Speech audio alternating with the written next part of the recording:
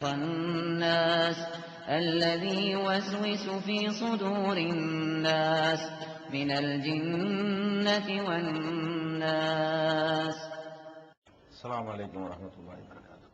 கண்ணியத்திற்குரிய எல்லாம் வல்ல அல்லாஹ் ஜல்ல ஷானஹு தஆலாவின் நல்லடியார்களே, இந்த நிகழ்ச்சியிலே உலக அதிசயம் எது என்ற தலைப்பு எனக்கு தரப்பட்டுள்ளது. இந்த தலைப்பிற்கான காரணத்தை நான் சொல்லாமலே நீங்கள் விளங்கி இருப்பீர்கள். சமீபத்திலே ஒரு நிறுவனம் உலக மக்களிடத்திலே இணையதளத்தின் வழியாக கருத்து கணிப்பு நடத்தி அதிகமான வாக்குகள் பெற்ற அடிப்படையிலே 7 அதிசயங்களை, உலகத்திலே 7 விஷயங்கள் அதிசயமாக இருக்கிறது என்று உலகத்துக்கு அறிவித்திருக்கிறது. அந்த அதிசயங்களிலே நமது நாட்டில் இருக்கின்ற உத்தரப்பிரதேசத்திலே ஆக்ரா என்ற நகரத்திலே இருக்கின்ற தாஜ்மஹாலையும் அந்த அதிசயத்தில் ஒன்றாக கணித்திருக்கிறார்கள். எனவேதான் உலக அதிசயம் என்றால் என்ன, இப்படித்தான் கணிக்க வேண்டுமா? உலக அதிசயம் என்பதிலே இதில் எப்படி நாம் தீர்மானிப்பது? இதை தெளிவுபடுத்துவதற்காகத்தான் இந்த தலைப்பு தந்திருக்கிறார்கள். முதல்ல அதிசயம் என்றால் என்ன?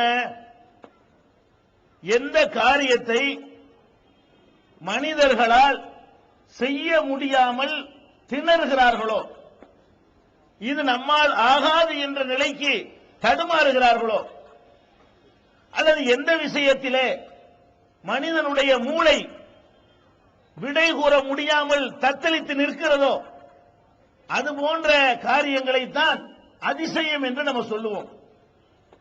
ஒரு மனிதன் சாப்பிடுகின்றான் என்றால் அது அதிசயம் கிடையாது, எல்லாரும் சாப்பிடலாம். அதுல தடுமாறி திகைத்து எப்படி இவன் சாப்பிடுகிறான் என்றெல்லாம் யாரும் அதுல தடுமாற போவது கிடையாது. அப்ப அந்த மாதிரியான விஷயங்களை உலக அதிசயம் என்று சொன்னால் நாம ஏற்றுக்கொள்ளலாம். இவர்கள் உலக அதிசயம் என்று இப்ப பட்டியலிட்டிருக்கிறார்களே, இதையெல்லாம் எடுத்து பாருங்க.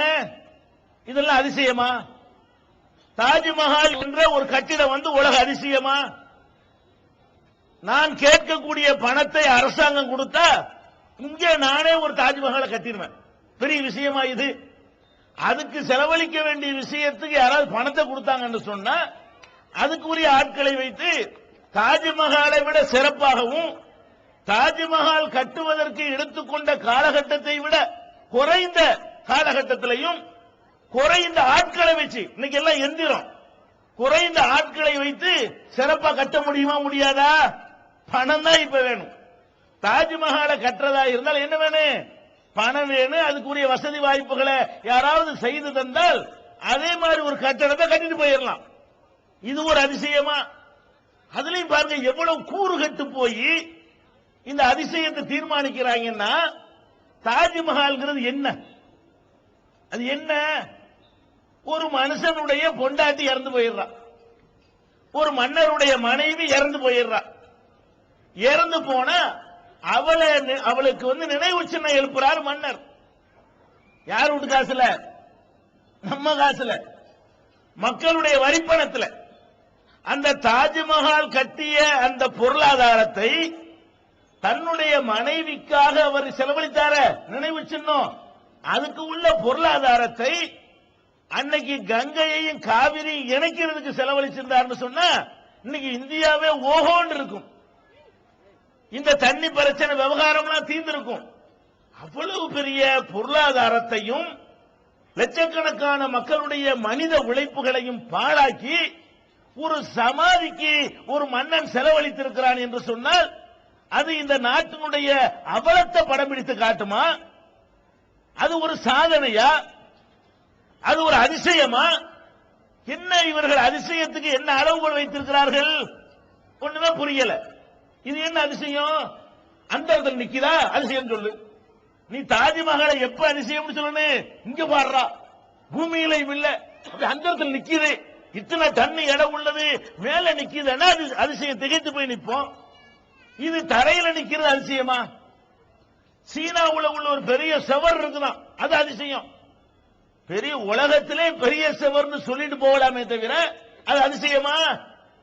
அதே தொகை என்னிடத்துல இருந்தால் நான் அது மாதிரி 7 சுவர் கட்டுவேனே. காசு இருந்தா அதை கட்டுறது ஒரு பெரிய விஷயமா? தரையில ஒரு செவரை பெருசா கட்டினா அதுக்கு பேர் அதிசயமா? இதுல என்னத்த அதிசயத்தை கண்டார்கள் தெரியல.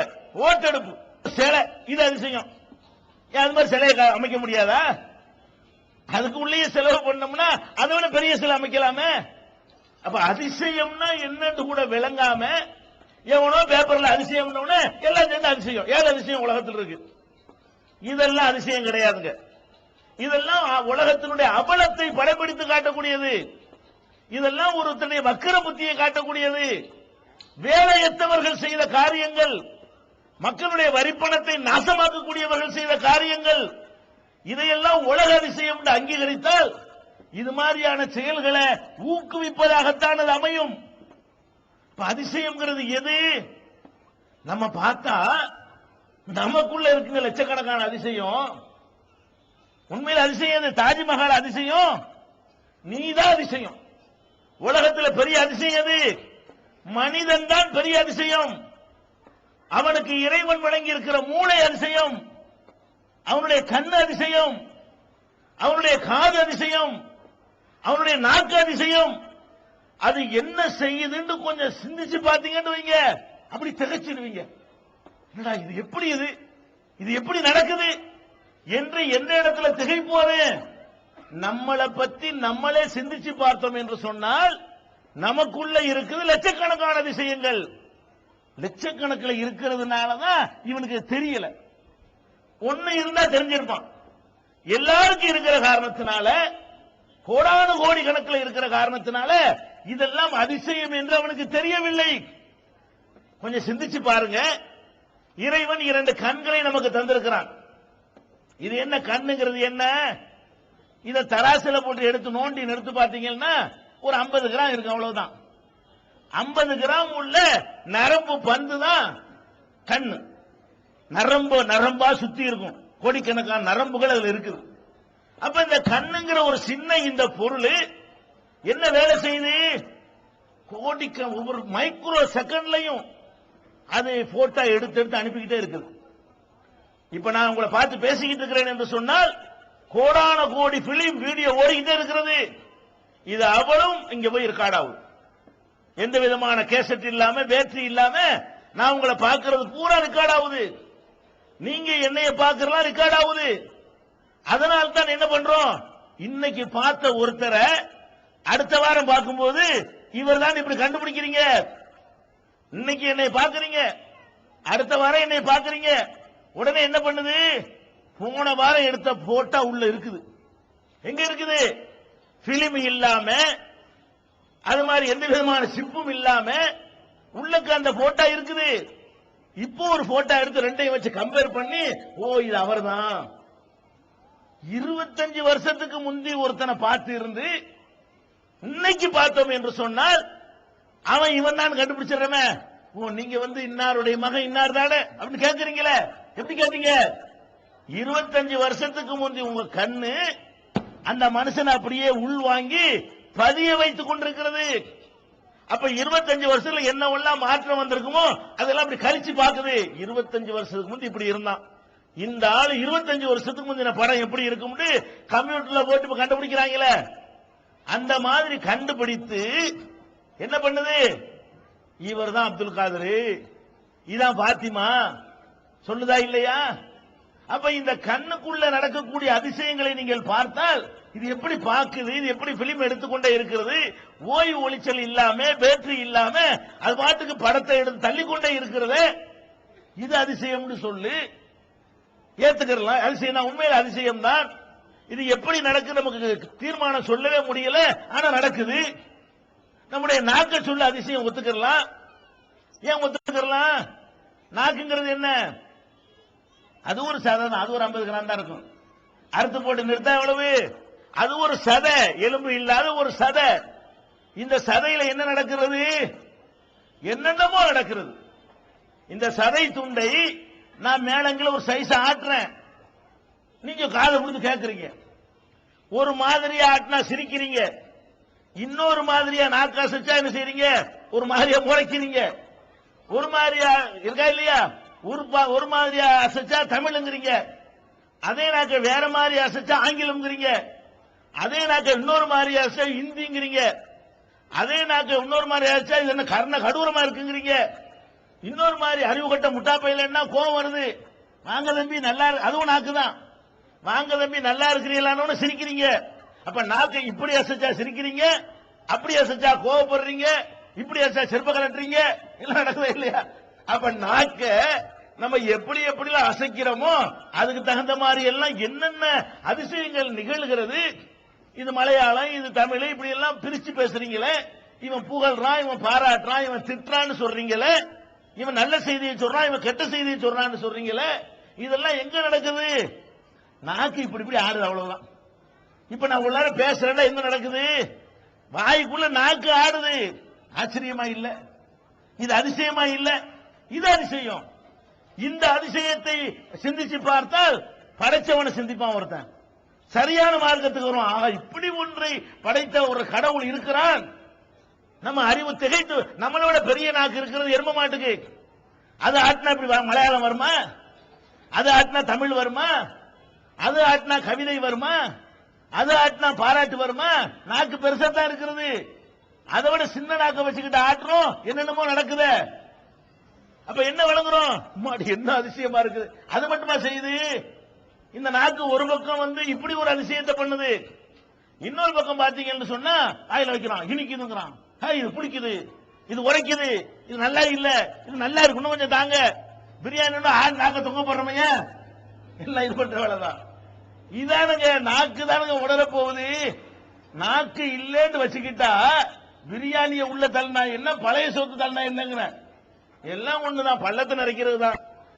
வயிறு காலியா கிடைக்குதா, உள்ளக பழைய சோத்தை தள்ளினாலும் அதான் ரிசல்ட். பிரியாணி டீப் வழியா தள்ளுறோம்னு வைங்க, பசிக்குதுங்க, நாக்கு அறுத்து எடுத்துட்டு ஒரு குழாய போட்டு உள்ளக கரைச்சு ஊத்துனா எல்லாம் ஒண்ணுதானே. பிரியாணியை ஊத்துனாலும் அந்த பசி இறங்கத்தான் போகுது. எல்லாமே இங்க இதுக்கு தான். எதுக்கு? நாக்குக்கு தான். இது நல்லா இருக்குது, இது கசக்குது, இது நல்ல டேஸ்டா இருக்குது, இருக்கா இல்லையா? அப்ப இந்த நாக்குல இருக்கக்கூடிய அந்த நரம்புகள், இது இனிப்பு, இது புளிப்பு, இது உரப்பு, இது கார்ப்பு, இது கைப்பு, இது கசப்பு, இப்படி எல்லாம் பல விதங்கள்ல வேறுபடுத்துத. இது உங்களுக்கு ஆச்சரியமா இல்ல? என்னங்களா ஓட்டெடுப்பு நடத்துறீங்க? இதான் அதிசயம். அதிசயம் எது? உலக அதிசயம். உன் நாக்கு உலக அதிசயம், உன்னுடைய கண்ணு உலக அதிசயம், உன்னுடைய மூக்கு உலக அதிசயம். என்ன மூக்கு? இங்க இருந்து இருக்கிறான், அங்க ஒருத்தன் வர்றான், மல்லிகைப்பூ சென்று போட்டிருக்காரு, எங்க அங்க வரும்போதே மல்லிகைப்பூ சென்று, இன்னொரு நேரத்தில் நினைச்ச மூக்கு பத்திருவான், அடே அவன்டா, இருக்கா இல்லையா? இந்த ஒரு மூக்கு தான் என்ன பண்ணுது? இது இந்த வாசம், அது அந்த வாசம், இது பிரியாணி வாசம், இது புளிச்சேப்ப வாசம், இது எல்லாம் வருதா இல்லையா? இது அதிசயம் இல்ல? நீ பார்க்காமலேயே இன்ன வாசம் தான். குருட்டு பயலும் சொல்லுவானே, குருட்டு பயலும் இது மல்லிகையா ரோஜாவா மறிக்கொழுந்தா என்ன கரெக்டா சொல்லிவிடுவானே. அப்ப எது அதிசயம்? நம்ம மூக்கு அதிசயம். அல்லாஹ் குர்ஆன்ல அப்படி சொல்லி காட்டுறான். நீங்க சிந்திக்க மாட்டீங்களா? ஒஃபி அன்புசிக்கும் அஃபலா துப்சிரூன், உங்களுக்குள்ள நீங்கள் சிந்தித்து பார்க்க மாட்டீர்களா? அப்படி ஒரு அதிசயத்தை அல்லாஹ் போட்டிருக்காங்க. நமக்குள்ள என்ன அதிசயம் போட்டிருக்கான்? நம்மள அப்படி ஒவ்வொரு அணுவா நம்மளை சிந்திச்சு பார்த்தோம்னு சொன்னா நாம தாங்க முழு அதிசயம். உலக அதிசயம் யாரு? உலகத்தில் அதிசயம் யாருன்னு கேட்டா மனுஷன் தான். நம்ம தான் அதிசயமா இருக்கிறோம். நம்ம சாப்பிடுகிறோம். என்ன சாப்பிடுறீங்க? ஒரு பொருள் ஒரு பொருள் அரைக்கிறதா இருந்தால் அரைக்கிற பொருள் வலிமையா இருக்கணும், அரைக்கப்படுற பொருள் வலிமை கம்மியா இருக்கணும். அதனால இரும்பு தான் அரைக்கும் நெல்ல. எது அரைக்காது? மாவுலயே மிஷின் செஞ்சு வச்சா நெல் அரைக்குமா? அது அரைக்காது. மாவை விட கடுமையான இரும்புல தான் சக்கரத்தை போட்டிருப்பான், அதுதான் அரைக்க இயலு. நம்ம எலும்பையே கடிச்சு உள்ள திங்கிறோம். அரைக்கிற பொருள் என்னவா இருக்கு? உள்ள மிஷினா இரும்பா. உங்க வயிற்றுக்குள்ள நீங்க சாப்பிடுற சாப்பாட்டை எல்லாம் அரைச்சு பஸ்பமாக்கி ஒரு மாதிரியா வெளியே தள்ளுத. அந்த மிஷின் என்ன மிஷின்? இரும்பா? எதுல தயாரிக்கப்பட்டிருக்கு? தங்கமா? அல்லது உலக வைரத்தினால செஞ்சிருக்குதா எல்லாத்தையும் அறுக்கக்கூடிய வகையில? அது நீங்க பார்க்கலாம். ஆடு மாடு குடல் வாங்கி சாப்பிடல, அதான் நமக்கு இருக்கிறது. ஆட்டு குடல் மாட்டு குடல் சாப்பிடுறீங்களே, அதுதான் நமக்கு இருக்கிறது. இது என்ன பண்ணுதுன்னா, சில பையன் ஆணியவே திங்கிறானுவோ, சில பையன் மண்ணள்ளி திங்கிறான். அரைச்சு தள்ளிருந்தங்க, மண்ணை அரைக்குது, இரும்பு அரைக்குது, பிளேடெல்லாம் திங்கிறானுவோ சில பேரு. ஆமா, பொது மக்கள் மத்தியில வந்து நான் பிளேட திங்கிட்டாங்கன்னா, கண்ணாடியை உடைச்சு சாப்பிடுறான், செத்து போகல. அப்ப கண்ணாடியை உடைச்சு தின்றா என்ன பண்ணணும்? அறுத்து நம்ம குடல அது அரைச்சுதான் தள்ளுது, அறுக்க முடிய மாட்டேங்குது. அப்ப இவ்வளவு மென்மையா இருக்கக்கூடியது சீக்கிரம் வெந்து போயிடும். குடல் கறியை விட குடல் சீக்கிரம் வந்துடும். குடல் ஆக்குறவங்களுக்கு தெரியும். அப்ப சீக்கிரம் வெந்து விடக்கூடிய தன்மையில் இருக்கிற இந்த குடல் எதையெல்லாம் அரைச்சு தள்ளுது? அதை விட வலிமையான பொருள்களை எல்லாம் அரைச்சி பஸ்பமாக்கி வெளியே தள்ளிடுது. ரெஸ்ட் எடுக்காம, ஓய்வு எடுக்காம நீ தூங்குனாலும் அது ஒர்க் பண்ணிக்கிட்டே இருக்கு. நம்ம தூங்கிடுறோம், அது பாட்டுக்கு பிசைஞ்சு பிசைஞ்சு பிசைஞ்சு சாப்பிட்டு தானே தூங்குறீங்க. அப்ப காலையில் எந்திரிச்சவன கரெக்டா வெளியேற்றிருதா இல்லையா? அப்ப ராத்திரி பூரா ஒர்க் நடக்குது உள்ள, நம்ம தூங்குறோம், அது பாட்டுக்கு ஓய்வு இல்லாமல் வேலை செய்யுது. இது அதிசயமா இருக்கா இல்லையா? என்னடா இது, எப்படி ஆச்சரியம். நானும் தூங்க போறேன்னு போனா இன்னும் ஆகுறது. ராத்திரிக்கு சாப்பிட்டு தூங்கும் பொழுது வயிறு என்ன பண்ணுது? நம்மளும் தூங்கணும் அப்படின்னா காலையில் எந்திரிச்சு என்ன ஆகுறது? நடக்குமா? அப்ப இப்படிலாம் சிந்திச்சு பார்த்தோம்னு சொன்னா, நம்ம கை அதிசயம், நம்ம கால் அதிசயம், நம்ம பேசுறது அதிசயம், நம்ம நிக்கிறது அதிசயம் இல்லையா? எப்படி நிக்கல? நீங்க நிக்கிறது அதிசயமா இல்லையா? ரெண்டு காலில் ஒரு பொருள் நிக்குமா? இதுக்கு நாக்காளி முக்காலின்னு போடுறோம். ரெண்டு காலி இருக்கா? உட்கார்ற சேரு நாக்காளி இருக்கும், 4 காலு உள்ள நாக்காளி இருக்கும், அல்லது 3 காலு உள்ள முக்காலி இருக்கும். 2 காலு உள்ள இருகாலி இருக்கா? இல்ல. மனிதன் உட்காருவதற்காக 2 காலில் செஞ்சா அது விழுந்துரும். 3 கால் இருந்தா தான் பேலன்ஸா நிக்கும். அதனால ஆடு மாடு கழுதை குதிரைக்கெல்லாம் 4 வச்சிருக்கலாம். சில பிராணி இப்ப நீளமா இருக்குன்றீங்க, 10வது நடுவில் வளைஞ்சிடக்கூடாதுல, அதுக்காக என்ன செய்யறான்? 8 கால் பூச்சிக்கு 8 காலு, அதுக்கு எத்தனை? 8 காலு. 40 கால் உள்ள பிராணி கூட இருக்கு, ரயில் பட்டு மாதிரி போகும், அதுக்கு எத்தனை? 40 காலு. ஈக்கு 6 காலு. இப்படி எல்லாம் 2க்கு மேல, எல்லாத்துக்கும் மேல 2 கால்ல உள்ளது எது? நம்ம தான் 2 காலு. பறவைக்கு 2 கால் இருக்கும் இல்லையா? பறவை அந்த பேலன்ஸ்ல. இது 2 கால்ல எப்படி நிக்கிறது? ஒரு கோழி செத்து போச்சுன்னு வைங்க, செத்த கோழி நிப்பாட்டி வச்சு காட்டு பார்ப்போம். ஏன் 2 கால்ல நின்றுச்சுல, நல்ல பாதமெல்லாம் அகலமா தானே இருக்குது, நிக்க வை பார்ப்போம். விழுந்துருங்க. இது காலுக்கு தலை நீட்டிட்டு இருக்குது, பேலன்ஸ் கிடைக்கும், அப்படி சாஞ்சிரும். செத்த கோழியை உங்களால் நிப்பாட்ட முடியுமா? முடியாது. செத்த மனுஷனை நிக்க வை பார்ப்போம். செத்து போன மனுஷனை, அவர் செத்துட்டார்ல, எல்லாரும் பார்க்க வர்றாங்கல்ல, இப்படி படுக்க போட்டு பார்க்கறத விட அப்படி நிக்க போட்டு பார்த்தா நல்லா இருக்குமே. ஜனாசா வீட்டுக்கு போறோம், படுக்க போட்டு பார்த்தா ஒழுங்கா பொசிஷன் தெரிய மாட்டேங்குது. அப்ப ஜனாசா இறந்த பிரேதத்தை என்ன செய்யணும்? அப்படி நிக்க வச்சு தலைப்பாவெல்லாம் கட்டி அப்படி போட்டா பார்க்க நல்லா இருக்கும்ல. நிக்குமா? நிக்காது. ஏன்? அந்த 2 கால் தானே. அட செத்தா நிக்கல, உசுரோட இருந்தா நிக்கிறீங்க, அதிசயம் இல்லையா?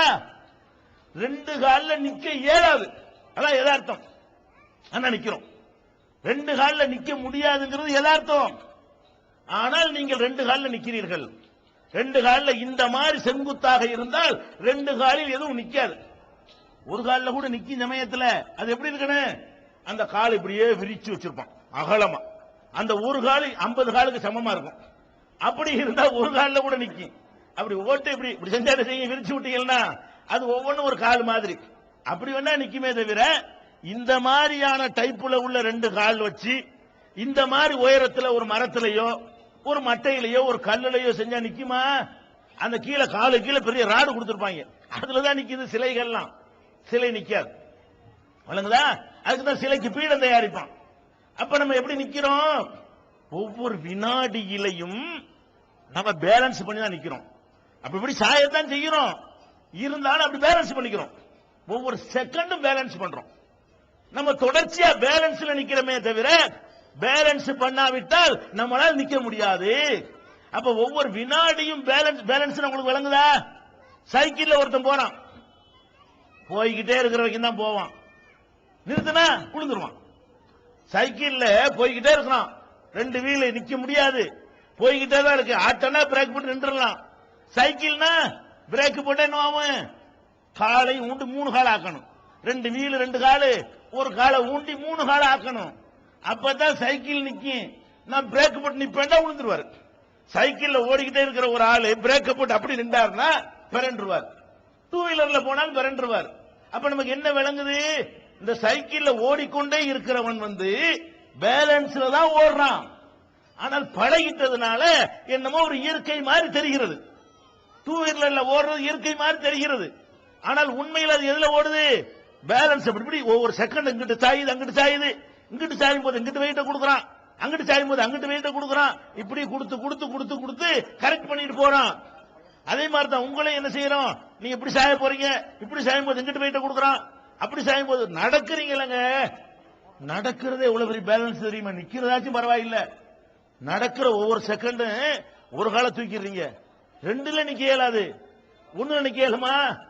ஒரு காலை தூக்குறீங்க, தூக்கணும் வெயிட் ஒரு பக்கம் தாக்குதா, அந்த காலை சின்ன காலை இப்படி வெயிட்ட கொடுத்து கொடுத்து ஓடுறான. அது அதுக்கு மேல ஆச்சரியம். அடே நீ ஓடுவது அதிசயம், நீ நடக்கிறது அதிசயம், நீ நிக்கிறது அதிசயம். எங்க போய்கிட்டு அதிசயத்தை தேடுற? தாஜ்மஹால் அதிசயமா? பெருஞ்சுவர் அதிசயமா? பைசா நகரத்து சாய்ந்த கோபுரம் அதிசயமா? ஒரு அதிசயமும் கிடையாது. அதே மாதிரி அஸ்திவாரத்தை பலமா போட்டு சாட்சி விட்டா நிக்கும். இதெல்லாம் ஒரு பெரிய மேட்டர் கிடையாது. அப்ப அதிசயம் என்பது என்ன இவங்க விளங்கல. அதிகப்படியாக இருக்கும் பொழுது இவனுக்கு தெரிய மாட்டேங்குது. நிறைய அதிசயம் இருக்கிறது. அப்ப அதிசயம் என்பது என்ன இவங்க விளங்கல. அதிகப்படியாக இருக்கும் பொழுது இவனுக்கு தெரிய மாட்டேங்குது. நிறைய அதிசயம் இருக்கிறது. அல்லாஹ்வுடைய ஒவ்வொரு ஒரு எறும்பு அதிசயம் இல்ல, அதெல்லாம் விட்டுதல்லுங்க.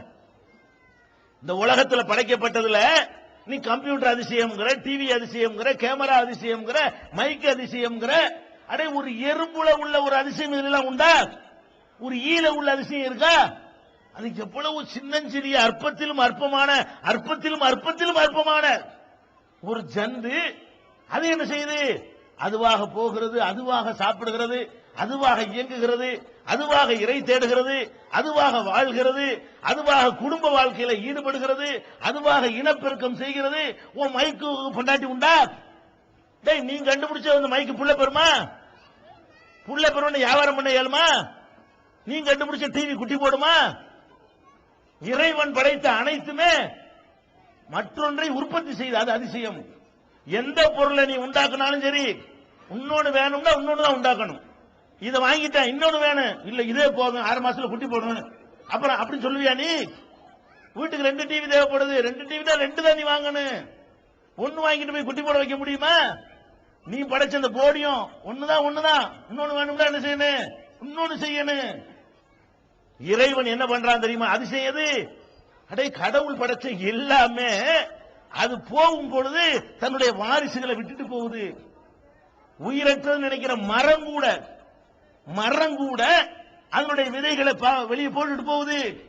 ஒரு வேப்ப மரத்திலிருந்து கிடைக்கிற விதையிலிருந்து ஆயிரக்கணக்கான வேப்ப மரங்கள், ஒரு புளிய மர கொட்டையில் இருந்து வரக்கூடிய 100கணக்கான புளிய மரங்கள், இப்படி ஒன்று உற்பத்தி செஞ்சுட்டு போகிறது, அல்லது உற்பத்தி பண்ணுவதற்குரிய விதையை பூமிக்கு தந்து விட்டு போகிறது. இது மாதிரி நீ ஏதாவது பண்ணிருக்க? இது அதிசயமா இல்ல?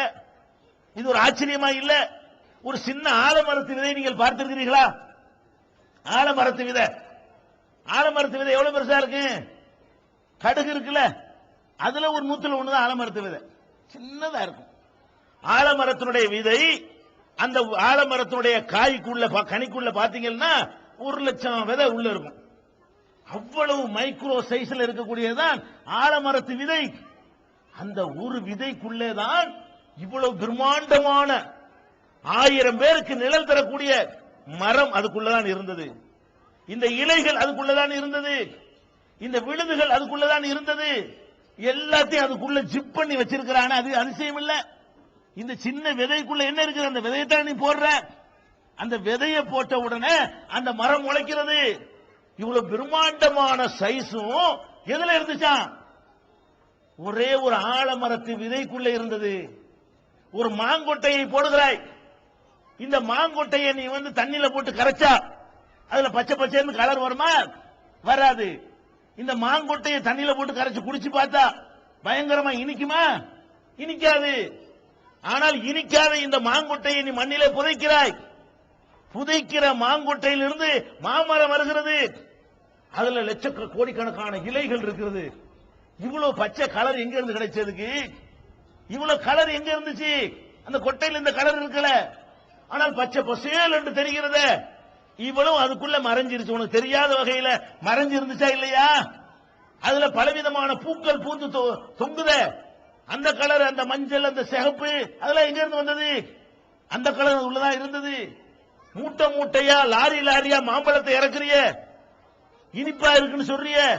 இவ்வளவு இனிப்பு வேணும்னா எத்தனை மூட்டை சக்கரை வேணும்? இவ்வளவு மாம்பழத்துக்கு இனிப்பை கொடுக்கிறதா இருந்தா எத்தனை மூட்டை சக்கரை வேணும்? அந்த மாங்குட்டைக்குள்ள அதெல்லாம் இருந்துச்சா? இல்ல. அதுவும் இனிக்கல. அதுக்கு ஊத்துற தண்ணியவாது சீனியை கலந்தா ஊத்துனிய? நான் கேட்கிறேன், மாங்கொட்டையும் இனிக்க மாட்டேங்குது. மாங்கொட்டை எந்த மண்ணுல நட்டி வச்சுல மண்ணை நக்கி பாத்தீங்களா இனிக்குதா? அந்த மண்ணு இனிக்கல. அதுக்கு ஊத்துற தண்ணியை குடிச்சு பாத்தீங்களா அதாச்சும் இனிச்சுச்சா?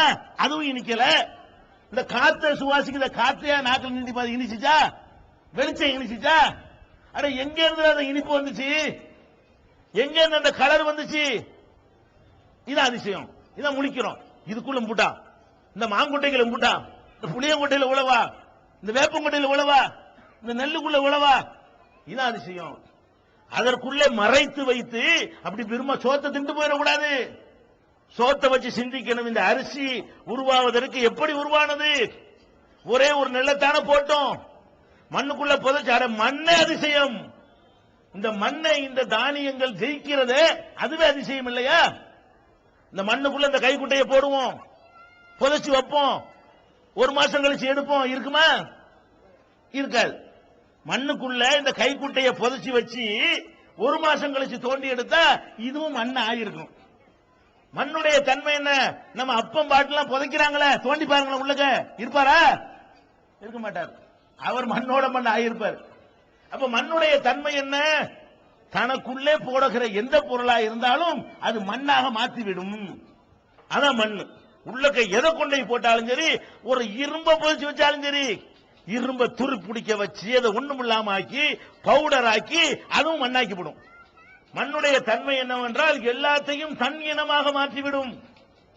ஆனா நெல்ல போடுறேன், நெல்லு அது மண்ணை ஜெயிக்குது. முடியுமா என்னை மாத்திருவியா பாப்போமா அப்படின்னு சொல்லி ஜெயிச்சு அதை கிழிச்சுக்கிட்டு வெளியே வந்து அதுல இருந்து சத்துக்களை உறிஞ்சி ஒண்ணுக்கு 70 நெல் வருது.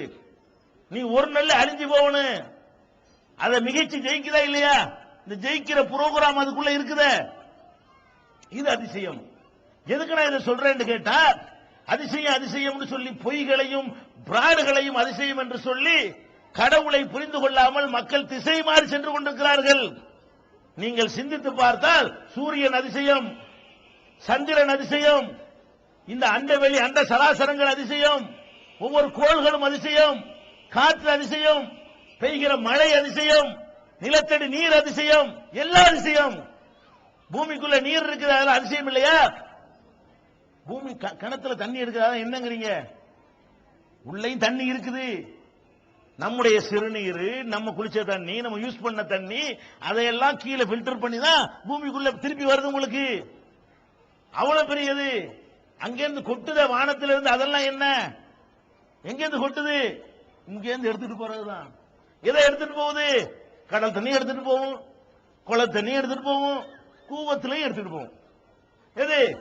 சூரியன் வந்து கடல்ல எடுத்துக்கிட்டு போகுது, குளத்துல எடுக்குது, பிளஸ் கூவத்துல எடுக்குதுல, கூவத்துல இருந்து அப்படி எடுக்குது. எதை மட்டும் எடுக்குது? கடல்ல தண்ணி எடுக்குது. உப்ப நீ வச்சுக்க, சுத்தமான தண்ணியை மட்டும் நம்ம கிட்ட கொடு அப்படின்னு வாங்கிட்டு போகுது. கம்மாயில எடுக்குது, செக்கச்சவேர் கம்மாய் தண்ணி, அதுல இருந்து எடுக்குது. கலரை நீ வச்சுக்க, கண்ணாடி மாதிரி தண்ணியை மட்டும் எனக்கு தா. மேல கொண்டு சூரியன் என்ன செய்யுது? நீராவியாக அப்படியே ஆவியாக மாத்தி மேல கொண்டை வச்சு சேர்த்து வச்சுக்கிட்டு போல புரண்டு கொட்டுது. உப்ப காணோம். கடல்ல இருந்து தான் எடுக்குது, ஆனா உப்பு இல்ல. கம்மாயில இருந்தா எடுக்குது, கலர் இல்ல. இதுலடா அதிசயம். இது அதிசயம் இல்லையா? எங்க இருந்து எடுக்குது? அப்படியே பில்டர் பண்ணி தூக்கிட்டு போறதா இல்ல? என்ன அதிசயம் இல்ல? இந்த உலகத்தில் அனைத்தும் அதிசயம். கடவுள் படைத்த அனைத்தும் ஒவ்வொரு அணுவிலும் அதிசயம் இருக்கிறது. ஒவ்வொரு பிரம்மாண்டமான பொருள்களிலும் அதிசயம் இருக்கிறது. நம்ம உடம்பில் உள்ள ஒரு சின்ன ஒரு சதை துண்டை எடுத்துக்கொண்டால் அதை டெஸ்டுக்கு விட்டீங்கன்னா அதுக்குள்ள இருக்க எவ்வளவு அதிசயம். அப்ப இந்த மாதிரியான அதிசயங்களை அல்லாஹ் குர்ஆன்ல சொல்லி காட்டுகிறான். வஃபில் அர்லி ஆயாத்துல் லில் மூக்கினீன், சிந்திக்கக்கூடிய மக்களுக்கு இந்த பூமியிலே ஏராளமான அதிசயங்கள் இருக்கின்றன. குர்ஆன் சொல்லுது, எங்கடா போய் தேடுறீங்க அதிசயத்தை? நீங்களே உன்னை தயாரிச்சுக்கிட்டு அதிசயம்ங்கிறீங்களா? நீங்களா ஒரு கட்டடத்தை கட்டி வச்சுக்கிட்டு அதிசயம்ங்கிறீங்களா? நீங்களா ஒரு செவத்தை எழுப்பிக்கிட்டு அதிசயம்ங்கிறீங்களா? அப்படி நாம் படைச்சு விட்டுக்கிறோம் பாரு, அங்க இருக்கிற அதிசயம். எதுல அதிசயம் இல்ல சொல்லு பாப்போம். அல்லாஹ் படைச்சிருக்கிற பொருள்ல எது அதிசயம் இல்ல? அதிசயம் தாறுமாறா இருக்கிறதுனால இவன் சிந்திக்க மாட்டேங்கிறான். எதனால சிந்திக்க மாட்டேங்கிறான்? கணக்கு வழக்கு இல்லாம கிடக்குதுல. அதனால அதிசயத்தை அதிசயம் இல்லைன்னு ஆக்கிவிட்டான். அதிசயம் இல்லாத அதிசயம் உனக்கு தெரிகிறது. அதனால அதிசயத்தை நீங்கள் பார்ப்பதாக இருந்தால் இப்படி சிந்தித்து பார்த்து ஒரு சரியான பாதைக்கு நீங்கள் செல்ல முடியும். அதையெல்லாம் விட சரி இது கூட வேண்டியதில்லை. ஏன்னா எல்லார்ட்டையும் இருக்கும்போது அதிசயம் ஒத்துக்கிற மாட்டான். எறும்பு அதிசயம் ஒத்துக்குவானா? என்ன எறும்பு? நான் லட்சம் எறும்பு நான் பார்த்து டெய்லி பார்த்துட்டு இருக்கிறேன். இது என்ன பெரிய அதிசயம்? லட்சம் கண்ண எல்லாரும் கண்ணுல பார்த்துக்கிட்டு தானே இருக்கு. இது என்ன பெரிய அதிசயம்? எல்லாருனாக்கும் பேசுது, என்ன பெரிய அதிசயம்? எல்லாரும் மூலையும் தானே சிந்திக்குது, என்ன அதிசயம்? எல்லாரும் ரெண்டு காலில் நிக்கிறோம், இது என்னப்பா அதிசயம் அப்படின்னு சொல்லி அது மொத்தமே அதிசயமா இருந்தாலும் நிறைய இருக்கிறதுனால அதை இவன் அதிசயம் என்று ஏற்றுக்கொள்ள தயங்குகிறான். அப்படி தயங்கினால் ரொம்ப அரிதாக எங்கேயாவது ஒரு அதிசயம் ஒன்னே ஒன்னு இருக்குதா என்று தேடி பார்த்தால் அப்படி ஒரு அதிசயம் தான் உலகத்தில் இருக்கிறது. என்ன ஒரு அதிசயம்? அல்லாஹ்வுடைய படைப்புகள் எல்லாம் பார்க்க வேணாம், உலகத்தில் நீங்க தேடி பார்த்தீர்களே ஆனால் இஸ்லாம் சொல்கிறது ஒரே ஒரு அதிசயம் இருக்கிறது. அந்த அதிசயத்தை நீ ஆய்வு செய்தால் திகைத்து விடுவாய், உன்னுடைய மூளை தோல்வி அடையும், அந்த இடத்துல உன்னால் விடை சொல்ல இயலாது. அது மாதிரியான ஒரு அதிசயம் இருப்பதாக திருக்குர்ஆன் சொல்லுகிறது. அது என்ன அதிசயம்? அந்த அதிசயம் தான். அதை சொல்வதற்கு தான் இந்த தலைப்பு. தலைப்பை எதுக்கு தான்? இந்த கண்ணு மூக்கு எல்லாம் சொல்வதற்கு இல்ல. உலக அதிசயம்ங்கிறது தாஜ்மஹாலோ சீன பெருஞ்சோரோ இல்லை. சொல்றதா இருந்தா இதுகளை சொல்லிட்டு போ, இதெல்லாம் சொல்ல மாட்டோம். எங்கேயுமே இல்லாத ஒன்னு ரெண்டு இருந்தா சொல்லு அப்படின்னு கேட்கிறியா? ஒன்னு இருக்குது. உலகத்துல ஒரே ஒரு பொருள் என்ன இருக்கு? அதிசயமாக இருக்கிறது.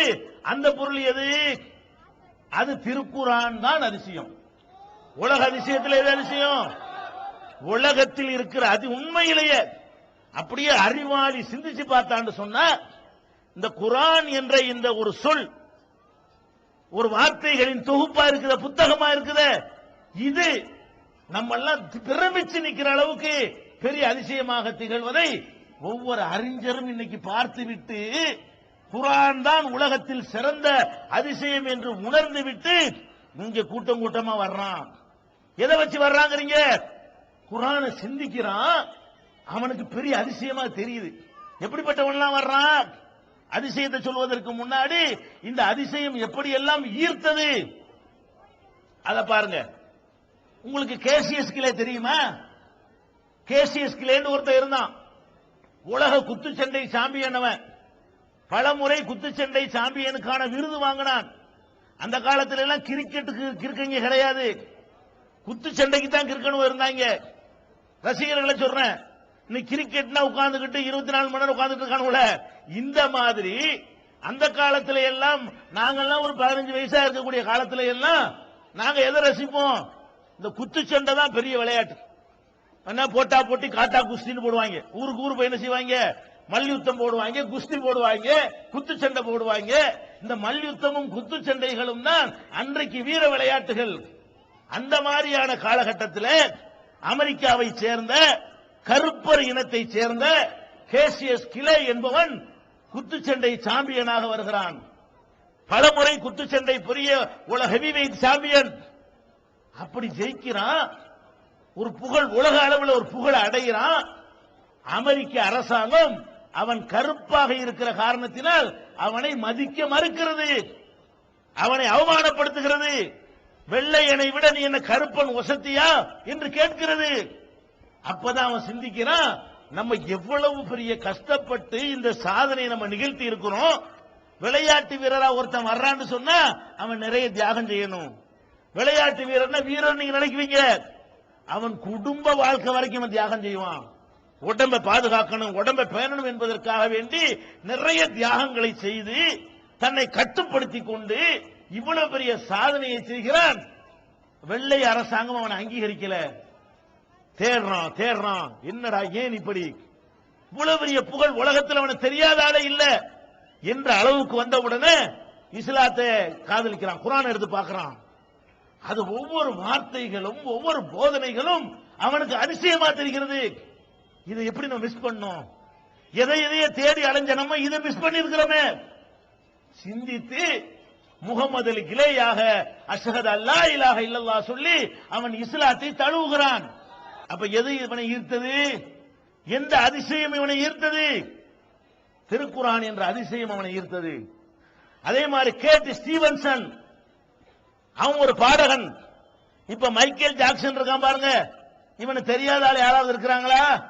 இந்த மாதிரி அந்த காலத்துல ஸ்டீவன்சனை தெரியாத, அந்த காலம் அந்த காலம் தாத்தா காலம் இல்ல, நான் சொல்ல ஒரு 15 வருஷத்துக்கு முன்னாடி, ஒரு 15 ஆண்டுகளுக்கு முன்னாடி இந்த ஸ்டீவன்சனை தெரியாதவர்களே கிடையாது. அவ்வளவு பெரிய சிறந்த பாப் இசை பாடகன். அவன் பாடினால் உலகமே மயங்கும், அவனை பார்ப்பதற்கு கூட்டம் அலைமோதும், ஆண்களும் பெண்களும் அவனிடத்தில் ஆட்டோகிராப் வாங்குவதற்காக முண்டி அடிப்பார்கள். அவன் குடித்து விட்டு வைத்த பானங்களை குடிப்பதற்கு பெண்கள் கூட்டம், மேற்கத்திய பெண்கள் கூட்டம் அலைமோதும்.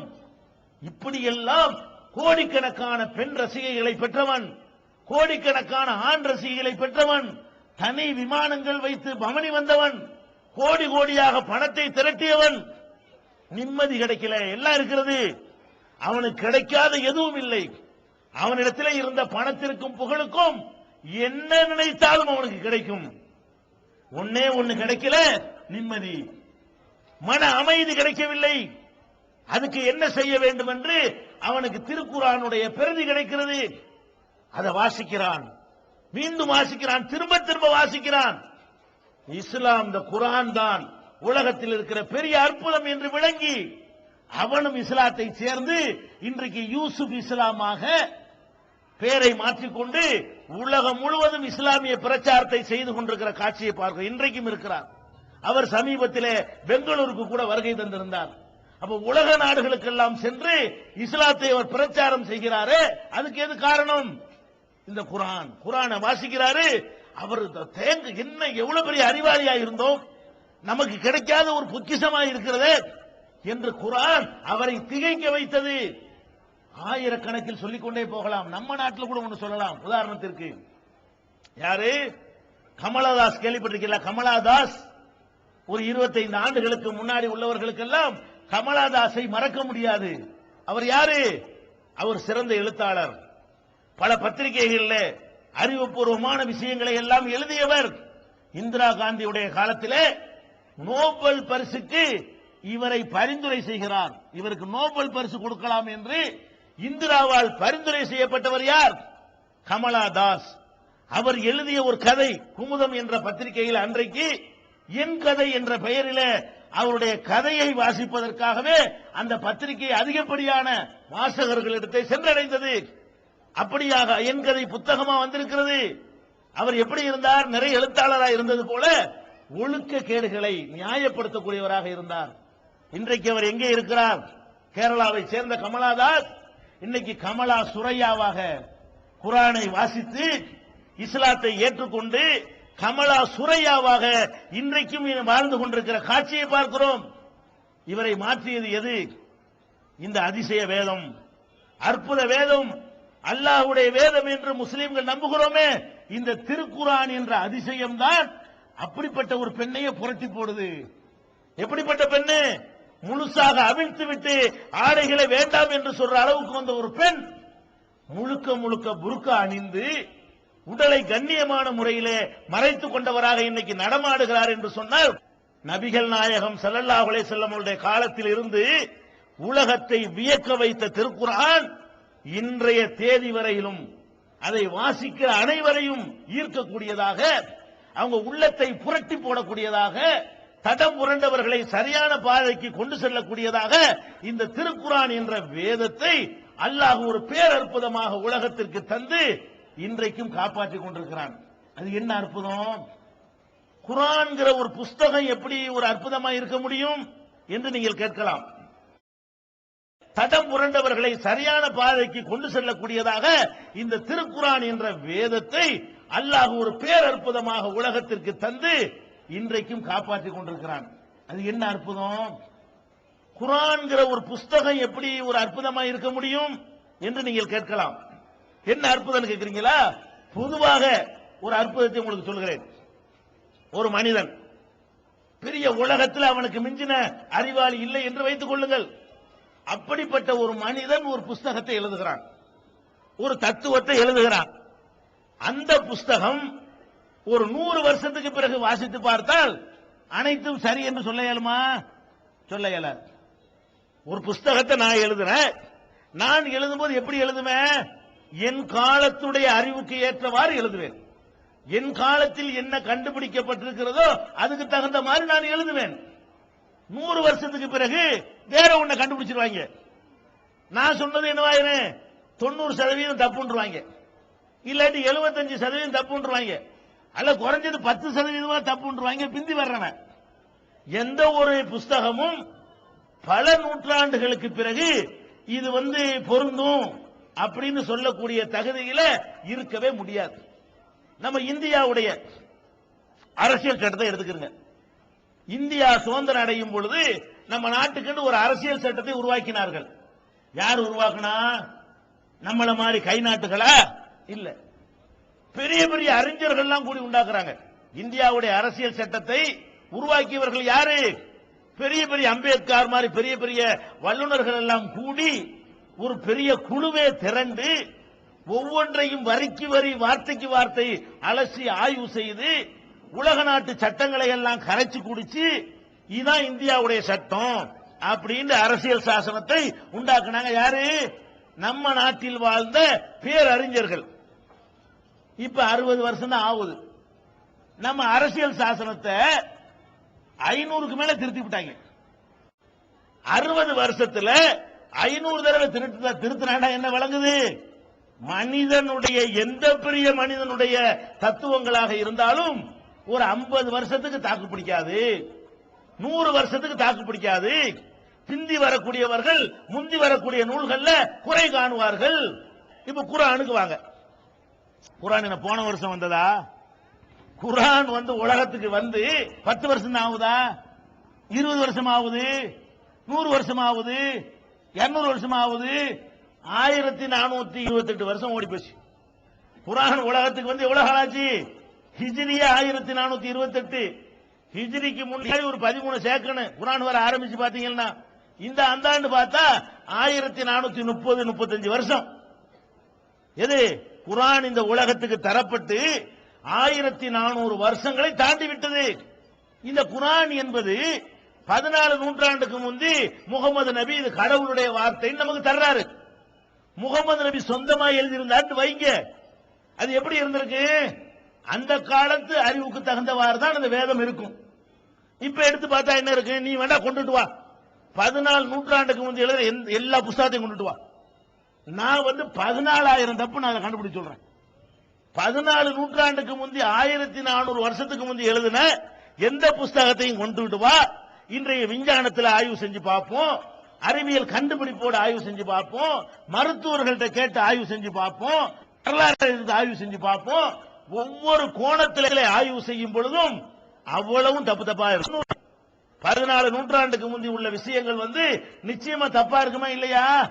இப்ப குர்ஆனை பொறுத்த வரைக்கும் 14 நூற்றாண்டு கடந்துருச்சுல, இப்ப சேலஞ்ச் பண்றோம். இது அற்புதம். நீ குர்ஆனை எடுத்துக்க, இதை படித்து பார்த்து இந்த காலத்திற்கு இது பொருந்தாது. சூரியனை பற்றி குர்ஆன் இப்படி சொல்கிறது, அப்படி கண்டுபிடிக்கல, மாத்தி கண்டுபிடிச்சிட்டாங்கன்னு சொல்லு. சந்திரனை பற்றி குர்ஆன் இப்படி பேசுது, ஆனால் இப்ப கண்டுபிடிச்சது வேற மாதிரி இருக்குன்னு சொல்லு பார்ப்போம். மழை பெய்வதை பற்றி குர்ஆன் இப்படி சொல்லுகிறது, ஆனால் இப்ப வேற மாதிரி கண்டுபிடிச்சிட்டாங்கன்னு சொல்லு பார்ப்போம். ஒரு கருவிலே குழந்தை வளருவதை பற்றி குர்ஆன் பேசுகிறது, இல்ல இது பொய், இப்ப வேற மாதிரி கண்டுபிடிச்சிட்டாங்கன்னு சொல்லு பார்ப்போம். மொத்த குர்ஆனையும் உலகத்தினுடைய ஒட்டுமொத்த பரிசீலனைக்கு தர தயார். இறைவன் தந்து விட்டான். எப்படி தந்துட்டான்? இந்த அப்படி அப்புறம் தான் கொண்டு வாடா, சேலஞ்ச் வாடா, அல்லாஹ் கூப்பிடுறான். வா, உலக சந்தேகம் இருந்தால் ஃபாத்து பி சூரத்தின் மின் மிஸ்லிஹி, இதில் உள்ளது போன்ற ஒரு அத்தியாயத்தை உன்னால் கொண்டு வர இயலுமா? குர்ஆன் கேட்கிறது. அப்ப குர்ஆன் நம்ம வாசிக்கும் போது எப்படி வாசிக்கிறோம்?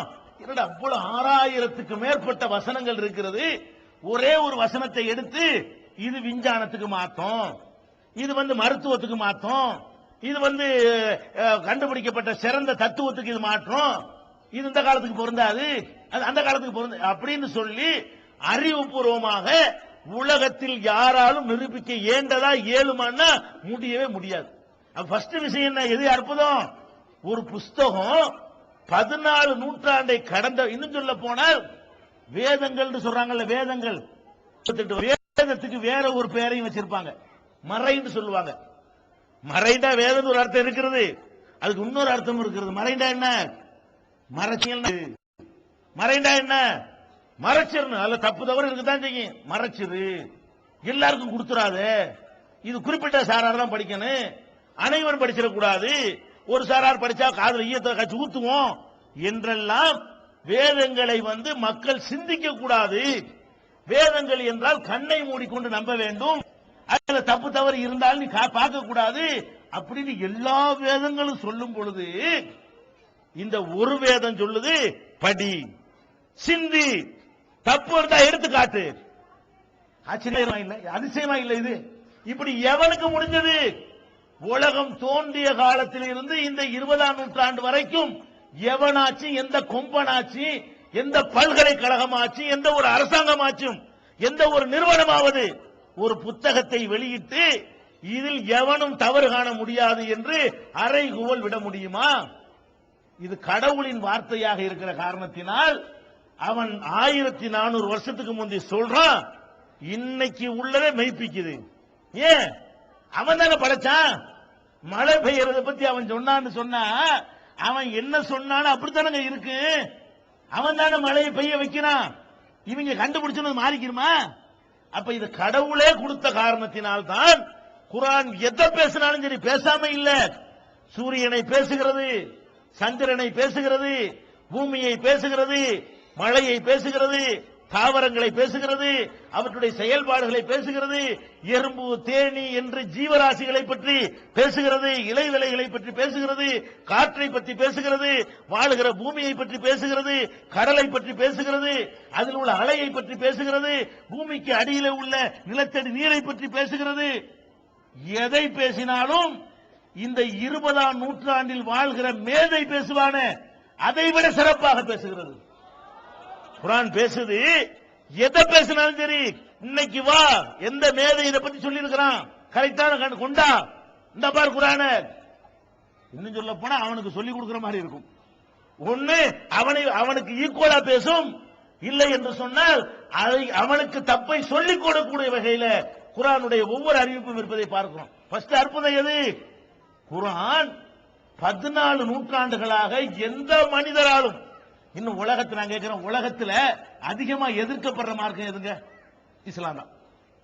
எல்லா வகையிலையும் என்ன மாச்சு ஒண்ணு நடந்தா உடனே இஸ்லாத்தை டேமேஜ் பண்றது, இஸ்லாத்தின் மீது முத்திர குத்துறது. எவனாச்சு நாலு கிறுக்கு போயிடுவோம், என்னத்தையா குண்டை வச்சுட்டான்னு வைங்களேன், இஸ்லாமே அதை சொல்லுதுங்கிற மாதிரி காட்டி அப்படியே இஸ்லாத்தின் பக்கம் மக்கள் வெறுக்கணும் என்றெல்லாம் சர்வதேச அளவில் திட்டம் தீட்டப்பட்டு அறிவு ஜீவிகளால் அது பரப்பப்படுகிறது. இப்படி எல்லாம் பண்றீங்களப்பா, இஸ்லாத்தை ஒழிக்கிறதுக்கு உங்களுக்கு ஆசை தானே, இது செய்யுங்கள. எதை செய்யுங்க? குர்ஆனை உங்க கையில் எடுத்துக்கிட்டு இது மிஸ்டேக் கொண்டு வாப்போம், ஈஸியா ஒளிஞ்சிருமே. குர்ஆன்ல தப்புன்னு நீ நிரூபிச்சு காட்டிவிட்டால் உன் ஆசை நிறைவேறிடுமே.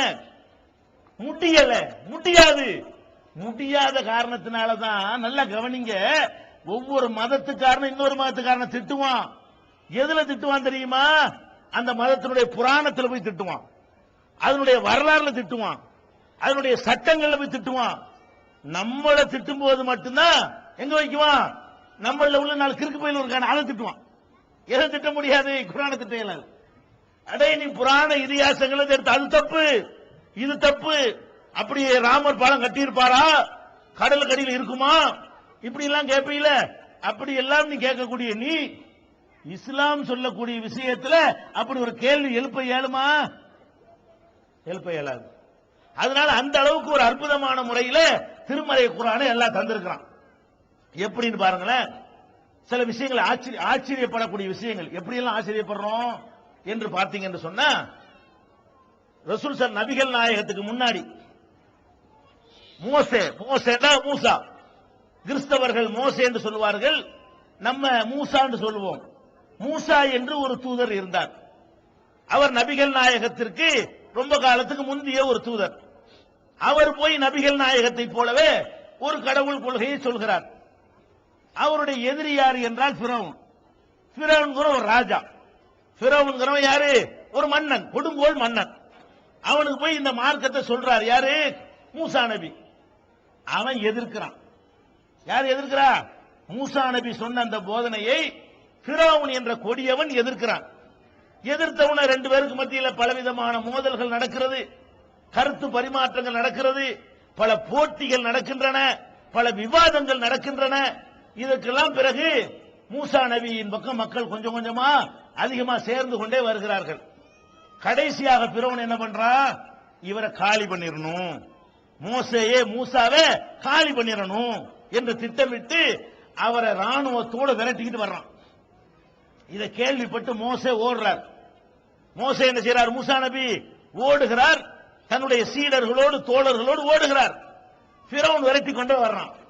விரட்டிக்கிட்டே வந்தா எதிரில் கடல். அவன் விரட்டிக்கிட்டு வர்றான், எதிரில் கடல் குறுக்கிடுகிறது. கடல் வந்தா என்ன செய்ய? கடல் இறங்க முடியுமா? விரட்டிக்கிட்டு வரும்பொழுது தரையாய் இருந்தா ஓடிக்கிட்டே இருக்கலாம். விரட்டிக்கிட்டு வரும்போது எதுக்கு என்ன வருது? கடல் குறுக்கிடுகிறது. அப்ப கடலுக்குள்ள இறங்கினா காலி, நின்றாலும் காலி, திரும்பி ஓடினாலும் காலி, பிடிச்சிருவான். அப்ப ஒன்னும் செய்ய முடியாத நிலையில மூசா தடுமாறுகிறார். அப்புறம் என்ன வருது? இறைவன் உத்தரவு வருகிறது, உன்னுடைய கைத்தடியினால இந்த கடலை அடி, அது இரண்டா பிளக்கும். கடல் பிளக்கிறது.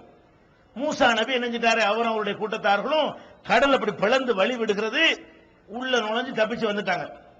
இதை நீங்க பார்க்கும் பொழுது இது பைபிளும் இந்த கதையை சொல்கிறது. இந்த கதையை அடிப்படையாக வைத்து 10 கமாண்ட்மெண்ட்ஸ் பேர்ல அந்த காலத்திலே ஆங்கில சினிமாவெல்லாம் வந்திருக்கிறது. இந்த கதையை, இந்த மூசா நபியுடைய பைபிள் கதையை அடிப்படையாக வைத்து அது தமிழில் கூட 10 கட்டளைகள் என்ற பெயர்ல ஒரு 25 வருஷத்துக்கு முன்னாடி அது சினிமாவாக கூட உலகத்தில் அன்றைக்காதான் பெரிய சாதனை, அதிகமான வசூலை குவித்த படம் என்றெல்லாம் அதுக்கு பேர் இருந்தது. இது பைபிளும் சொல்கிறது இந்த சம்பவத்தை, குர்ஆனும் சொல்கிறது. ஆனால் இந்த சம்பவத்தை போய் யார்த்தையா சொன்னா நம்புவானா? சொன்னா நம்புவானா? அது எப்படி? கடல் எப்படி தண்ணி போய் நிக்குமா? பிளந்து தனியா நிக்குமா? நிக்காது. கடல் பிளந்து வழி விட்டுச்சு என்று சொன்னால் அது ஒரு கட்டுக்கதை, ஒரு பிராணம் என்கிற மாதிரி தான் எல்லாரும் நினைப்பார்கள். ஆனால் இஸ்லாம் இது மாதிரியான அதிசயங்களை சொல்லுமையானால் அந்த அதிசயத்தை நம்புவதற்கு ஏற்ற தடயங்களையும் ஆதாரங்களையும் புரூஃப்களையும் சேர்த்து சொல்லும். பைபிள்ல இவ்வளவுதான் இருக்கும், மூழ்கடிக்கப்பட்டது மட்டும் இருக்கும். குர்ஆனில் இருக்கிறது, நபிகள் நாயகத்துக்கு சொல்லப்பட்ட குர்ஆனில் இருக்கிறது, முகமதே இந்த ஃபிரௌன் என்பவன் மூசா நபி காப்பாற்றப்படுறார்ல, காப்பாற்றப்பட்ட உடனே நமக்கு இந்த கடலுடைய வழி இருக்கும் நினைச்சுட்டு ஃபிரௌன் இறங்குறான். அவன் மூழ்கி செத்து போயிட்டான். இவங்க கரை ஏறி முடிகிறாங்க, இவன் அழிஞ்சு கடல்ல மூழ்கடிக்கப்பட்டு செத்துட்டான். இதை பற்றி குர்ஆன் பேசும் பொழுது, முகமதே இந்த சம்பவத்தை மெய் என்று நிரூபிக்கக்கூடிய ஒரு சான்றை நான் விட்டு வைத்திருக்கிறேன். குர்ஆன் சொல்லுது. இது பார்த்தா நம்புற மாதிரி இல்ல, பார்த்தா நம்புற மாதிரி இருக்கா? நம்புற மாதிரி இல்ல. யார் நம்புவானா? கடல் பிளந்து அப்படி பாதை கிறுக்கு பிள்ளை யார்கிட்ட சொல்றேன்னு கேட்பான், காதுல பூ சுத்தினால போய் சொல்லுன்னு கேட்பான். அப்ப கடல் பிளந்து வழி விட்டுச்சுன்னு சொல்லி நிறுத்திக்கிட்டோம்னு சொன்னா அதை எப்படி அறிவுள்ளவன் நம்புவான்? நம்ப மாட்டான். குர்ஆன் சொல்லுகிறது, முகமதே இந்த சம்பவம் உண்மை, இது நிச்சயமாக நடந்தது என்பதற்கு நான் ப்ரூஃப் வைத்திருக்கிறேன், உனக்கு ஆதாரத்தை விட்டு வைத்திருக்கிறேன். என்ன ஆதாரம் தெரியுமா? இந்த ஃபிரௌன் என்பவன் எப்பவோ உனக்கு பலகாலத்துக்கு முந்தினவன், அவனுடைய உடலை நான் பாதுகாத்து வைத்திருக்கிறேன். குர்ஆன் சொல்லுது, அல் யௌம நுனஜ்ஜீக பிபதனிக, லிதகூன லிமன் கல்ஃபக ஆயா, உனக்கு பின்னால் உள்ளவர்களுக்கு எடுத்துக்காட்டாக இருப்பதற்காக ஃபிரௌனுடைய உடம்பை நான் பாதுகாத்து வைத்திருக்கிறேன் அப்படின்னு குர்ஆன் சொல்லுகிறது.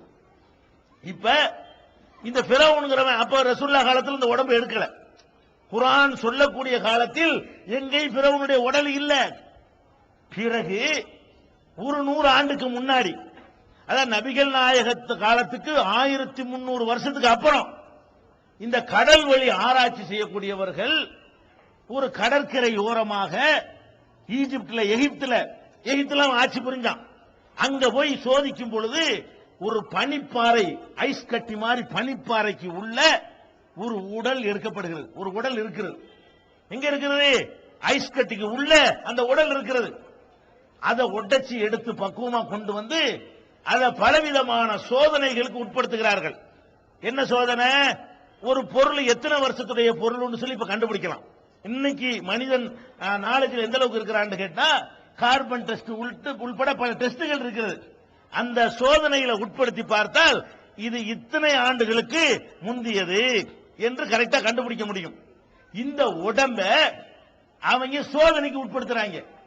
உட்படுத்தி பார்த்தால் இது 3000 ஆண்டுகளுக்கு முன்னாடி வாழ்ந்த ஒரு பாடி. இது கடல்ல மூழ்கி இருப்பதற்குரிய தடயங்கள் இருக்கிறது. மூழ்கி அழுகி போகாமல் கரை ஒதுக்கப்பட்டு அதுல பனிப்பாறை பொழிந்து, பனிக்குள்ள ஐஸ்குள்ள இருந்தா கெட்டு போவாதுல, கெட்டு போகாம ஐஸ் பாறைக்குள்ள வைக்கப்பட்டு அது பாதுகாக்கப்பட்டு இருக்கிறது. இந்த ஐஸ் பாறைக்கு உள்ள போய பல ஆயிரம் வருடங்கள் இருக்கும் என்று ஆய்வு செய்யறான்.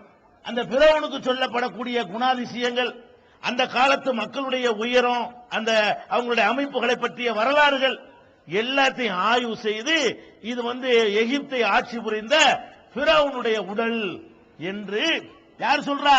நம்ம சொல்லல, மேற்கத்திய விஞ்ஞானிகள் ஆய்வு செய்து இது நேத்து போன உடல் இல்ல, போன வருஷம் புதைஞ்ச உடல் இல்ல அப்படின்னு கண்டுபிடிக்கிறாங்க. இப்ப நம்ம சிந்திக்க வேண்டிய விஷயம் என்ன தெரியுமா? நபிகள் நாயகம் காலத்திலேயே இந்த உடலை தூக்கி அல்ல வெளியே போட்டான்னு வைங்க, அதை எப்படி ப்ரூவ் பண்ணுவோம்? அந்த காலத்தில் எடுத்து வெளியே போட்டா அன்னைக்கு அழுகி போயிடும், முடிஞ்சு போச்சு கதை.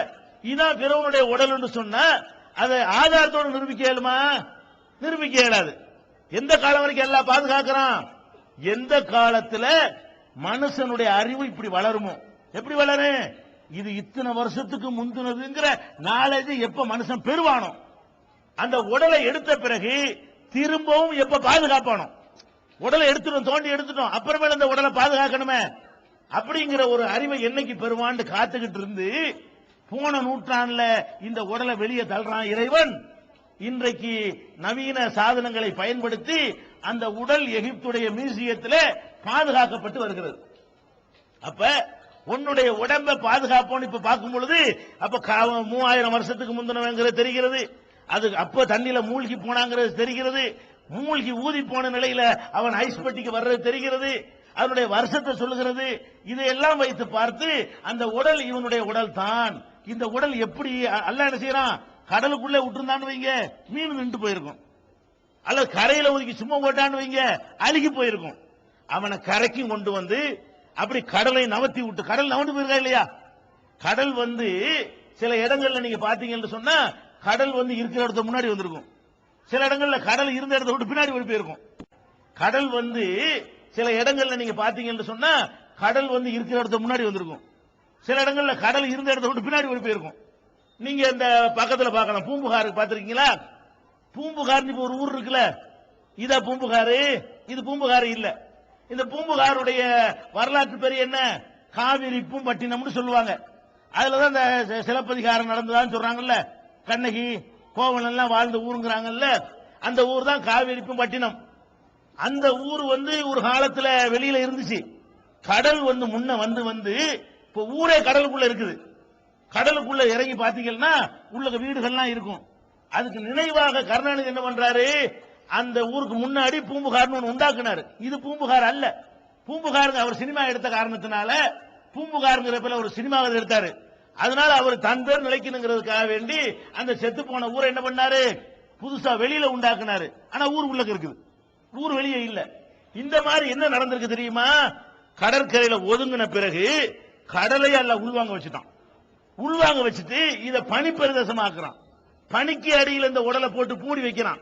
எந்த காலத்துல உடலை பாதுகாப்பாங்களோ அது வரைக்கும் பாதுகாக்க வைத்து இப்ப எடுத்து தூக்கி போட்டு ரிப்போர்ட்டுகளை போடுறாங்க. உலகம் முழிக்குது. எப்படிடா இது? இது எப்படி நம்ப முடியாத ஒரு சம்பவமா இருந்தாலும் அதுக்கு புறப்பு வச்சிருக்கான். இறைவன் நினைத்தால் நடக்கும். அப்ப இந்த மாதிரியான ஒரு அதிசயத்தை நம்ம பார்க்கிறோம். அதே மாதிரி ஒரு காலத்துல நோவாண்டு ஒருத்தர் இருந்தார். நோவாண்டா யாரு?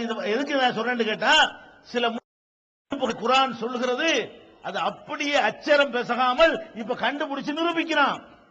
நோவாண்டா யாரு? நம்ம நூஹுன்னு சொல்லுவோம். முஸ்லிம்கள் நூஹு நபி என்று சொல்வோம். அதை மற்றவர்கள் நோவா என்று சொல்வார்கள். நோவா என்ற நூஹு என்ற தீர்க்கதரிசி அந்த மக்களுக்கு இறைவனை பற்றி சொல்லுகிறார். அந்த மக்கள் என்ன செய்யல? ஏத்துக்கொள்ளல. இறைவன் என்ன பண்றான்? ஒரு கப்பலை தயார் பண்ணு. கப்பலை தயார் பண்றாரு. நல்லவங்களை ஏத்திக்கிட்டாரு. ஏத்தணும் வெள்ளப்பிரளயம் வருது. வெள்ளப்பிரளயம் எப்படி வருது தெரியுமா? குர்ஆன் சொல்கிறது மலை உயரத்திற்கு தண்ணி பூமிக்கு மேல வானத்திலிருந்து கொட்டுது. பூமியிலிருந்தும் நிலத்தடி நீர் பொங்குகிறது. பொங்கி என்ன ஆகுதுன்னு கேட்டா நீர்மட்டம் உயர்ந்து உயர்ந்து உயர்ந்து உயர்ந்து அது எவ்வளவு பெருசா இருக்குது? இந்த மட்டம் இந்த மட்டம் இந்த மட்டம் எல்லாம் தாண்டி ஒரு மலை உச்சி அளவுக்கு அந்த தண்ணி பொங்கியது. அனைவரும் மூழ்கடிக்கப்பட்டார்கள். அந்த கப்பலில் ஏறியவர்கள் மட்டும் காப்பாற்றப்பட்டார்கள். அதோட குர்ஆன் நிப்பாட்டல. அந்த கப்பல் ஜூதி என்ற மலையின் மீது போய் அமர்ந்தது. கீழே இருந்து 2000 அடிக்கு மேல உள்ள அந்த மலைக்கு மேல தண்ணி போகுதுல, மலைக்கு மேலையும் தண்ணி போச்சுன்னு வைங்களேன். அப்ப கப்பல் மலைக்கு மேல போகும். அப்படியே தண்ணி இறங்கின உடனே கப்பல் மலையில உட்கார்ந்துருச்சு. கப்பல் என்ன பண்ணிருச்சு? தண்ணி இருக்கு, மலை இருக்குல்ல, மலை இவ்வளவு மலை இருக்கு, மலையுடைய உயரம், இதுக்கு மேல தண்ணி போச்சுன்னு வைங்க. அப்ப கப்பல் அப்படி மேல வந்துகிட்டே இருக்கும். இந்த மலை கிட்ட வரும் பொழுது தண்ணீருடைய அளவு சரசரசன்னு இறங்கிருச்சுன்னு சொன்னா இந்த கப்பல் எங்க உட்காரு? அதுக்கு மேல மலை மேல உட்கார்ந்துரும். சரியா? இப்படி ஜூதி என்ற மலையின் மீது அந்த கப்பல் உட்கார்ந்தது. அந்த கப்பலை வழக்கது தரக்குனாக ஆயத்தல் ஆலமீன், அந்த கப்பலை அகிலத்திற்கு அத்தாட்சியாக நான் விட்டு வைத்திருக்கிறேன். குர்ஆன் சொல்லுது. குர்ஆன் சொல்லுது, நபிகள் நாயகத்துக்கு சொல்லுது, அந்த கப்பலை உலகத்துக்கு அத்தாட்சியாக விட்டிருக்கிறேன். அப்படின்னு என்ன அர்த்தம்? இப்படி ஒரு கப்பல் மலை 2000 அடிக்கு மேல கிடக்கணும். கிடக்குமா? ஒரு கப்பல் ஏராளமான மக்கள், யானை, கழுதை, குதிரை எல்லாத்தையும் ஏத்திக்கிட்டாரு. அப்ப ராட்சச கப்பல் அன்னைக்கு தயார் பண்ணி அந்த கப்பல் ஒரு மலைக்கு மேல, திருச்சி மலைக்கோட்டைக்கு மேல உட்கார்ந்து இருந்தால், அதுவும் நீண்ட காலத்துக்கு முந்தி போய் உட்கார்ந்து இருந்தால் என்ன நினைப்பீர்கள்? அது என்ன செய்தியை சொல்லும்? யாராவது தூக்கி கொண்டு வச்சிருக்க முடியுமா? கப்பலை தூக்கி கொண்டே கிரேனா வச்சிருந்த அந்த காலத்துல, இந்த கப்பலை தூக்கி கொண்டு மலையில கொண்டு எப்படி ஏத்துனா? மலைக்கு மேல கப்பல் உட்கார்ந்து இருக்குமானால் அதுக்கு அர்த்தம் என்ன? மலையை மூடிக்கொண்ட வகையில் தண்ணீர் போனதுன்னு அர்த்தம். அப்பதான் தண்ணி மேல கப்பல் மிதந்து போய் தண்ணி மட்டம் இறங்கும் போது கப்பல்ல உட்காரணும். உட்கார்ந்த கப்பலை எங்க காணோம். அல்லாஹ் நபிகள் நாயகத்துக்கு சொல்றான், என்னடா கப்பல் இருக்கு, எங்க இருக்கு? முஸ்லிம்கள் என்ன பண்ணாங்க? எங்கேயோ இருக்கும், அல்லாஹ் சொன்னா இருக்கத்தான் செய்யுட்டாங்க அந்த காலத்துல. இப்ப ஆராய்ச்சி பண்றான், அந்த கப்பலை வெளியில தெரிகிற மாதிரி வச்சா உளுத்து போயிருமே. கப்பல் மலைக்கு மேல உட்கார்ந்துகிட்டு இருந்தா இது அடிக்கிற வெயிலுக்கு அடிக்கிற மலைக்கும் கப்பலா இருக்கு, பவுடர் ஆகி போயிரும். அல்லாஹ் என்ன பண்றான்? அந்த மலைக்கு மேல கப்பல் உட்கார்ந்துச்சுல, அந்த இடத்தை பனிமலையாக மாத்தி பனிகளை கொட்ட செஞ்சு ஐஸ் கட்டி அப்படியே மூடி மூடி மூடி ஐஸ் மலையாக இருக்கிறது. இந்த ஐஸ் மலையை தோண்டிட்டு வர்றாங்க. துருக்கி பார்டர்ல அந்த மலையில தோண்டிட்டு வர்றாங்க. உள்ளக்க கப்பல் இருக்கு. எது உள்ளக்க? ஐஸ் கட்டிக்கு உள்ளக்க. முழிக்கிறான், என்னடா இது? உலகத்தில் இதை பத்தி எவனாவது பேசி இருக்கிறானா? எங்கேயாவது சொல்லி இருக்குதான்னு தேடுறாங்க விஞ்ஞானிகள். குர்ஆன் சொல்லுது மலைக்கு மேல ஒரு கப்பல் இருக்கு. குர்ஆன் தான் சொல்லுகிறது, மலை உச்சிக்கு மேல ஒரு கப்பல் இருக்கு, தேடுறா. அதே ஏரியா, நூஹ் நபி வாழ்ந்த ஏரியா, அதே மலை அரராத் மலைன்னு இப்ப சொல்றாங்க. அரபில ஜூதி மலை. அந்த மலைக்கு மேல அந்த கப்பல் இருந்து அது பனிப்பாறைகள்ல பொலிவுல வைத்து அதை காப்பாற்றி இன்றைக்கு கண்டுபிடிக்கிறான். இது எப்படி மனுஷனுக்கு தெரியும்? முகமது நபிக்கு எப்படி தெரியும்? இதை எப்படி அவரால் சொல்ல முடியும்? இன்னைக்கு கண்டுபிடிச்சு சொல்லக்கூடிய கப்பலை அன்னைக்கு அவரால் எப்படி சொல்ல முடிஞ்சது? அப்ப இதான் அதிசயப்படுறாங்க. எப்படி இது எப்படி சாத்தியமே இல்ல. நிச்சயமாக இது முகமது நபியுடைய சொல்லு இல்ல, இது கடவுள் வார்த்தை தான். அதை விட ஒரு அதிசயத்தை நீங்க பாத்தீங்கன்னா, இந்த அதிசயத்தை பார்த்துட்டு ஒரு கிறிஸ்தவ பாதிரியார் இஸ்லாத்துக்கு வந்தார். ஆனால் அது அதிசயமா உங்களுக்கு தெரியாது. நீங்க சும்மா அடிக்கடி இந்த குர்ஆனை ஓதுகிறீர்கள், அதுல அப்படி ஒரு அதிசயம் இருப்பதாக யாருமே சிந்திக்க மாட்டார்கள். ஆனா ஒரு கிறிஸ்தவ பாதிரியார் சிந்தித்து விட்டு, இது கண்டிப்பாக இது ஒரு அற்புதம், இது ஒரு அதிசயம், இது ஒன்னே போதும் இஸ்லாம் உண்மையான மார்க்கம் என்பதற்கு அவர் வாக்குமூலம் தர்றார். அது என்ன சூரா? திருக்குர்ஆன்ல அபூ லஹப் என்பவனை பற்றி ஒரு அத்தியாயம் இருக்கிறது.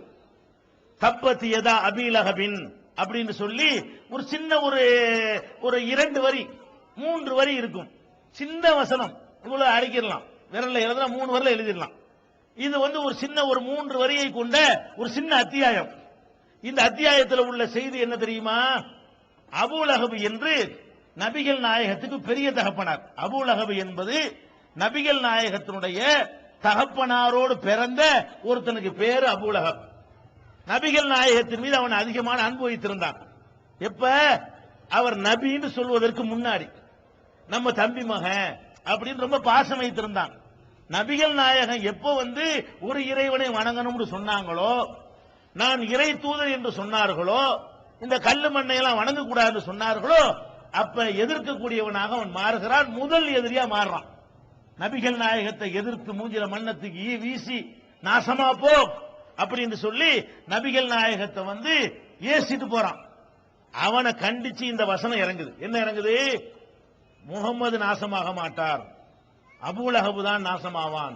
குர்ஆன் சொல்லுகிறது, தப்பத் யதா அபீ லஹபின், அபூ லஹபுடைய 2 கரங்களும் அழிந்தன, தப்ப அவனும் அழிந்து விட்டான், மா அக்னா அன்ஹு மாலுஹு மா கஸப், அவன் சம்பாதித்த செல்வங்களும் பிள்ளைகளும் அவனுக்கு உதவ முடியாது. சயஸ்லா நாரன் ذات லஹபின், இவன் கொழுந்து விட்டு எரிகிற நரகத்தில் நுழைவான், இவன் மனைவியும் நுழைவாள் அப்படின்னு அந்த அத்தியாயத்தோட மெசேஜ் இவ்வளவுதான் இருக்குது. இப்ப நல்லா கவனிக்கணும். இதுல ஏதாவது அதிசயம் இருக்கிற உங்களுக்கு தெரியுதா? இந்த அத்தியாயத்தை பார்த்தா இதுல ஒரு அதிசயம் இருக்கு நீங்க ஏதாவது பாப்பீங்களா? பார்க்க மாட்டாங்க. நம்ம சிந்திக்கிறது இல்ல குர்ஆன. சும்மா செத்து போன ஆளுகளுக்கு யாசின் குர்ஆன் அதுக்கு வச்சுட்டோம். நம்ம குர்ஆனை இதுல என்னென்ன விஷயம்லாம் இருக்குதுன்னு சொல்லி மூளையை செலவழித்து நம்ம ஆராய்ச்சி பண்ணுவது இல்லை. ஆனா இதுல பெரிய அதிசயமே இருக்கிறது. என்ன அதிசயம்? அபூ லஹப்ங்கிறது நபிகள் நாயகத்தின் எதிரி. எதிரியுடைய நோக்கம் என்ன? எப்படியாவது நபிகள் நாயகத்தை ஒழிக்கணும், நபிகள் நாயகத்தினுடைய மார்க்கத்தை வளராம தடுக்கணும், போனவங்களை எல்லாம் திருப்பி கொண்டு வரணும். இது அவனுடைய கொள்கை. அபூ லஹபுடைய கொள்கை என்ன? நபிகள் நாயகத்தை எதிர்க்கணும், அவங்க மார்க்கத்தை எதிர்க்கணும், அந்த மார்க்கத்தை நம்பின மக்களை எல்லாம் மாத்தணும். இது அவனுடைய கொள்கை. இதுக்காக வேண்டிய கடைசி வரைக்கும் அவன் இடைஞ்சல் பண்ணிக்கிட்டே இருந்தான். அவன் வாழுகிற வரைக்கும் அவளை இடைஞ்சல் பண்ணிக்கிட்டு இருந்தான். இப்ப அவனை பத்தி இப்படி ஒண்ணு வருது. எப்படி வருது? டே அபூ லஹபே, நீ நரகத்துக்கு போவ.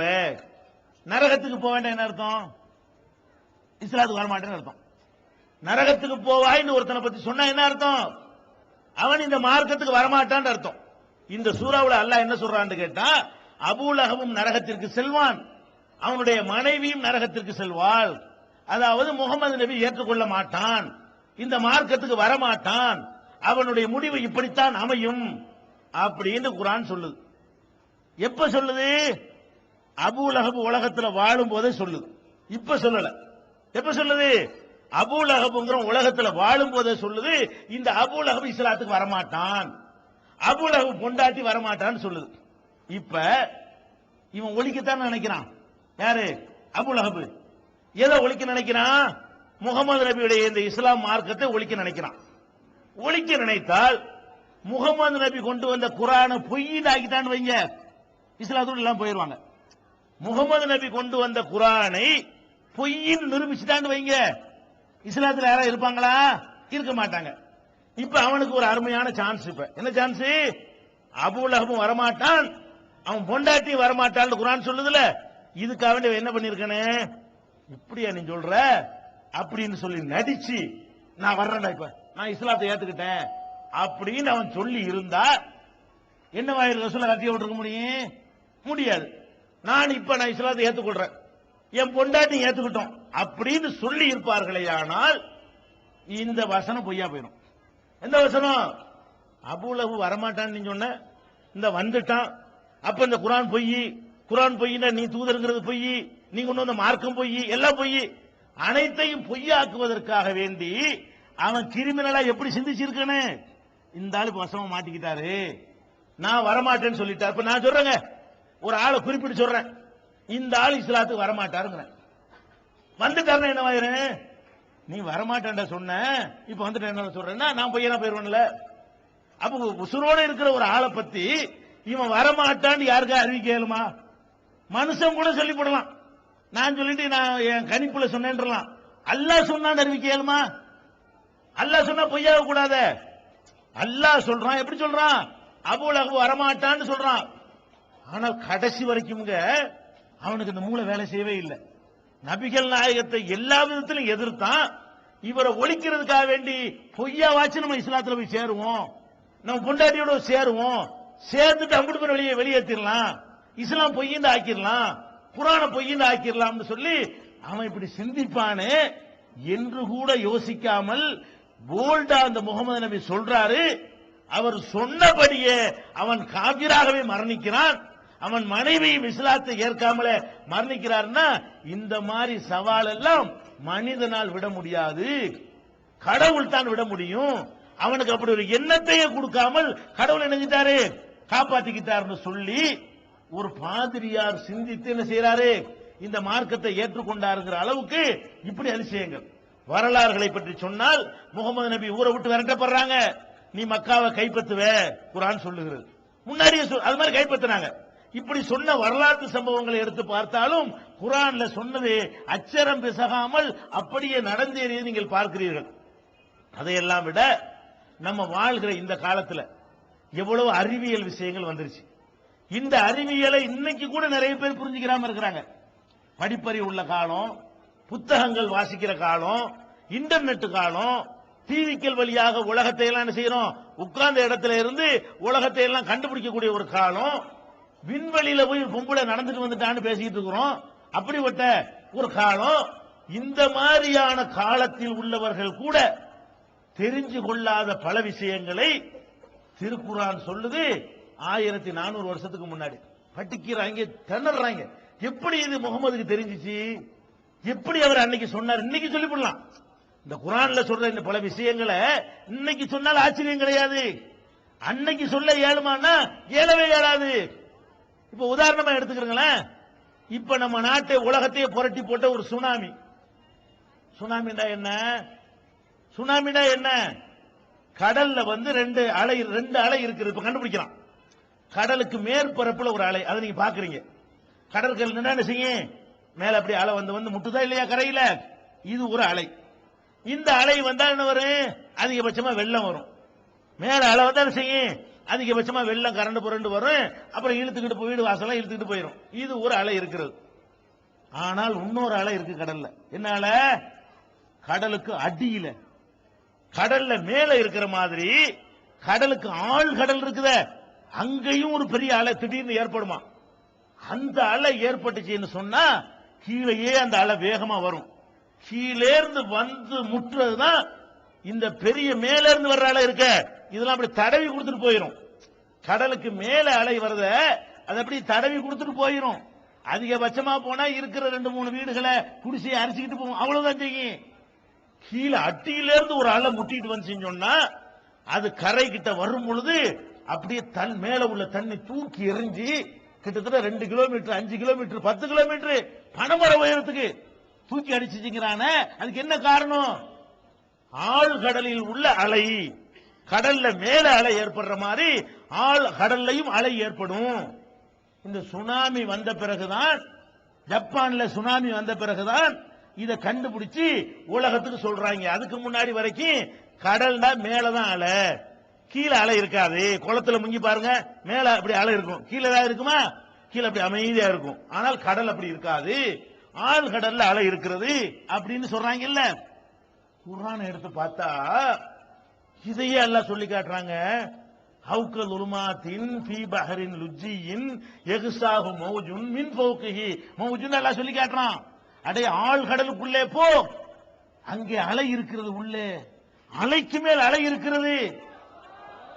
இந்த வார்த்தையை எப்படி கடல்ல பிரயாணம் பண்ணாத முகமது சொன்னாரு? அவர் கடல் பயணம் செய்தவர் இல்லை, கடல் வணிகம் செய்தவர் இல்லை. ஒட்டகத்துல பாலைவனத்தில் அவர் பிரயாணம் பண்ணி இருக்கிறார். கடல் பயணம் போனார். அவர் மீனவரா இருந்தாலும் சொல்ல முடியாது. கடல் பயணம் செய்யாத முகமது சொல்கிறார், அடே மேலே மட்டும் அலை இல்லை, ஆழ்களுக்கு அடியில அலைக்கு மேல் அலை இருக்கிறது. இன்னைக்கு விஞ்ஞானி சுனாமி வந்த பிறகு 25 வருஷத்துக்கு பிறகு நீ கண்டுபிடிச்சு சொல்ற, இதை நாங்க 14 நூற்றாண்டுக்கு நாங்க சொல்றோமாடா? நீ இப்பதான் சொல்ற 25 வருஷத்துக்கு முன்னாடி. நாங்க சொல்றோம் 14 நூற்றாண்டுக்கு முன்னாடி கடலுக்கு அடியில அலை இருக்கிறது. இது அற்புதம் இல்லையா? தாஜ்மஹால் அதிசயமா? இது அதிசயமா? இதான் கேள்வி. சீன பெருஞ்சு ஒரு அதிசயமா? இது எப்படி சொன்னார்? எவனுக்கு விட சொல்ல இயலாது. இதை எப்படி முகமதுக்கு சொல்ல முடிந்தது? எவனும் பதில் சொல்ல முடியாது. இன்றைக்கு தேன் இருக்குல்ல, தேன் பலதரம் நான் சொல்லி இருக்கிறேன். இதை தேன் என்பது பெரிய நிவாரண பொருள். அந்த தேனியே ஒரு பெரிய அதிசயம். தேனியிலிருந்து வரக்கூடிய தேனும் அதிசயம். தேனி எப்படிப்பட்டதுன்னு சொன்னாங்க. அதாவது நம்ம இதுக்கு பூக்கள் இருக்குல்ல, பூக்கள்ல போய் அது உறிஞ்சும். பூக்கள்ல குளுக்கோஸ் இருக்கும். அதை உறிஞ்சி சாப்பிட்டு நம்ம நினைச்சுக்கிட்டு இருக்கிறது, உறிஞ்சி சாப்பிட்டு வந்து அந்த கூடு கட்டி இருக்கும்ல, அதுல சேர்த்து வைக்குது. அதான் தேனு அப்படின்னு தான் எல்லாரும் நினைச்சுக்கிட்டு இருக்கிறோம். நிறைய பேர் இப்படித்தான் நினைச்சிட்டு இருக்காங்க இந்த நூற்றாண்டுலையும்.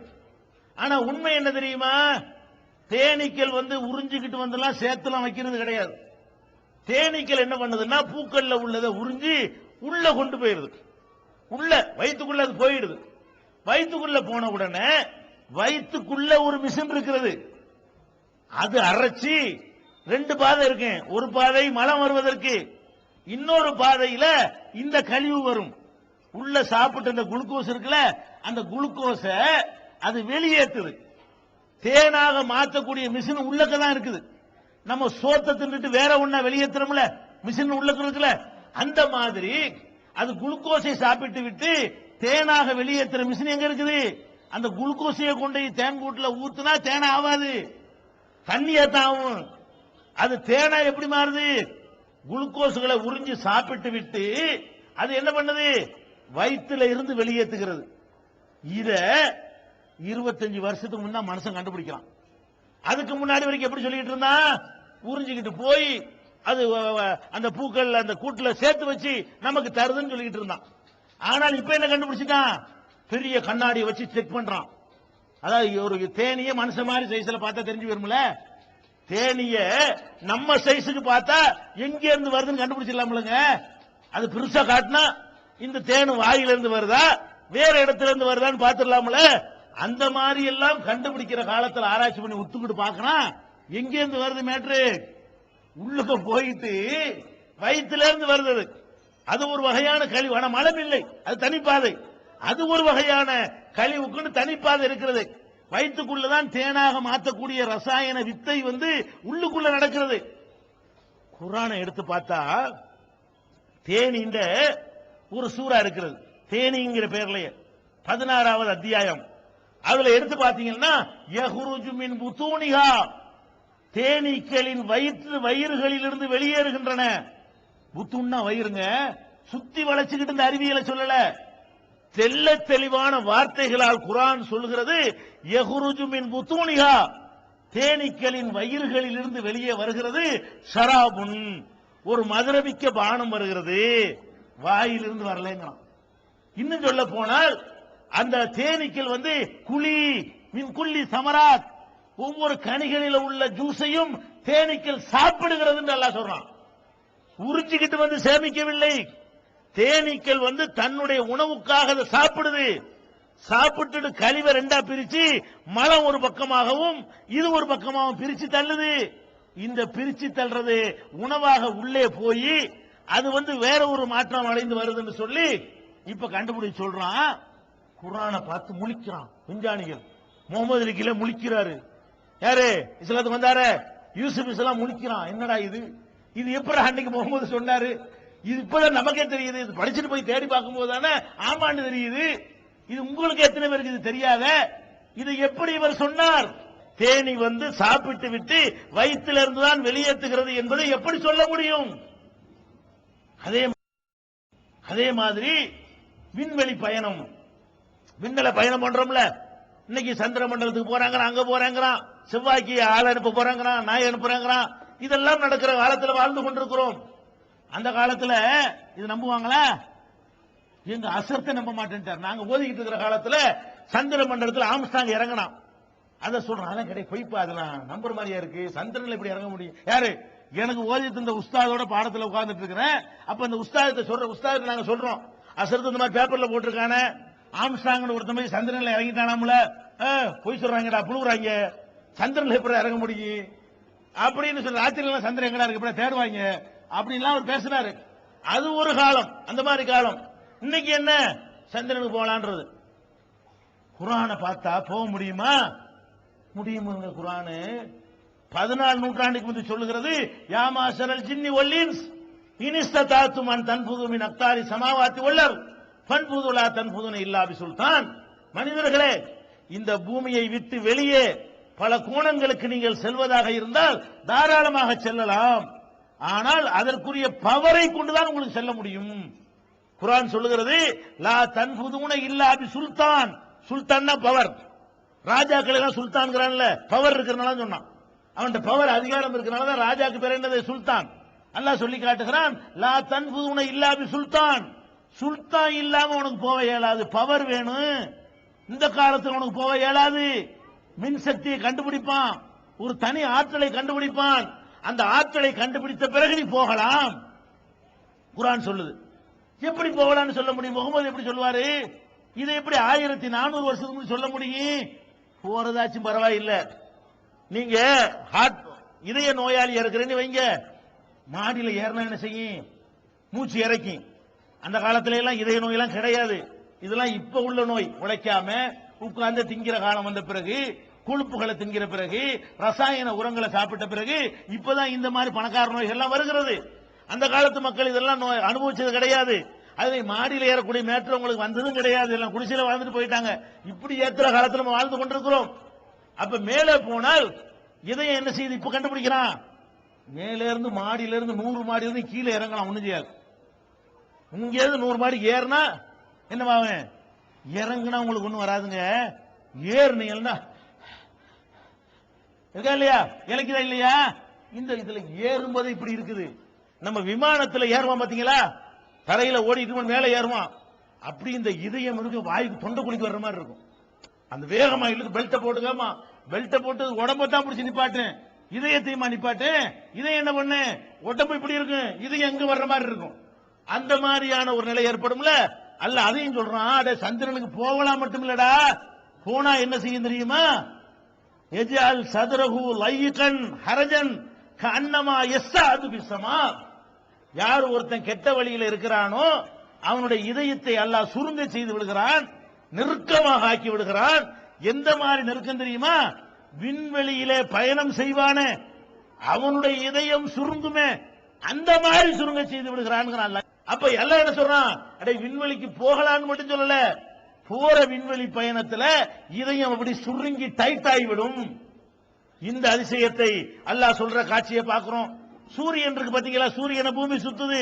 சூரியன் என்ன பண்ணுது? அது ஓடிக்கிட்டே இருக்கு. இப்ப கண்டுபிடிக்கிறான். சூரியன் ஒரு இடத்துல இருந்துகிட்டு இருக்கல, சூரியன் ஓடுது, பூமி விரட்டுது, விரட்டிக்கிட்டே தான் சுத்துது. பூமி இழுத்துக்கொண்டே சூரியன் ஓடுது, பூமி சந்திரன் இழுத்துக்கொண்டே ஓடுகிறது. எல்லா கோள்களுக்கும் சுழற்சி இருப்பதாகத்தான் சொல்லிக் கொண்டிருந்தான்.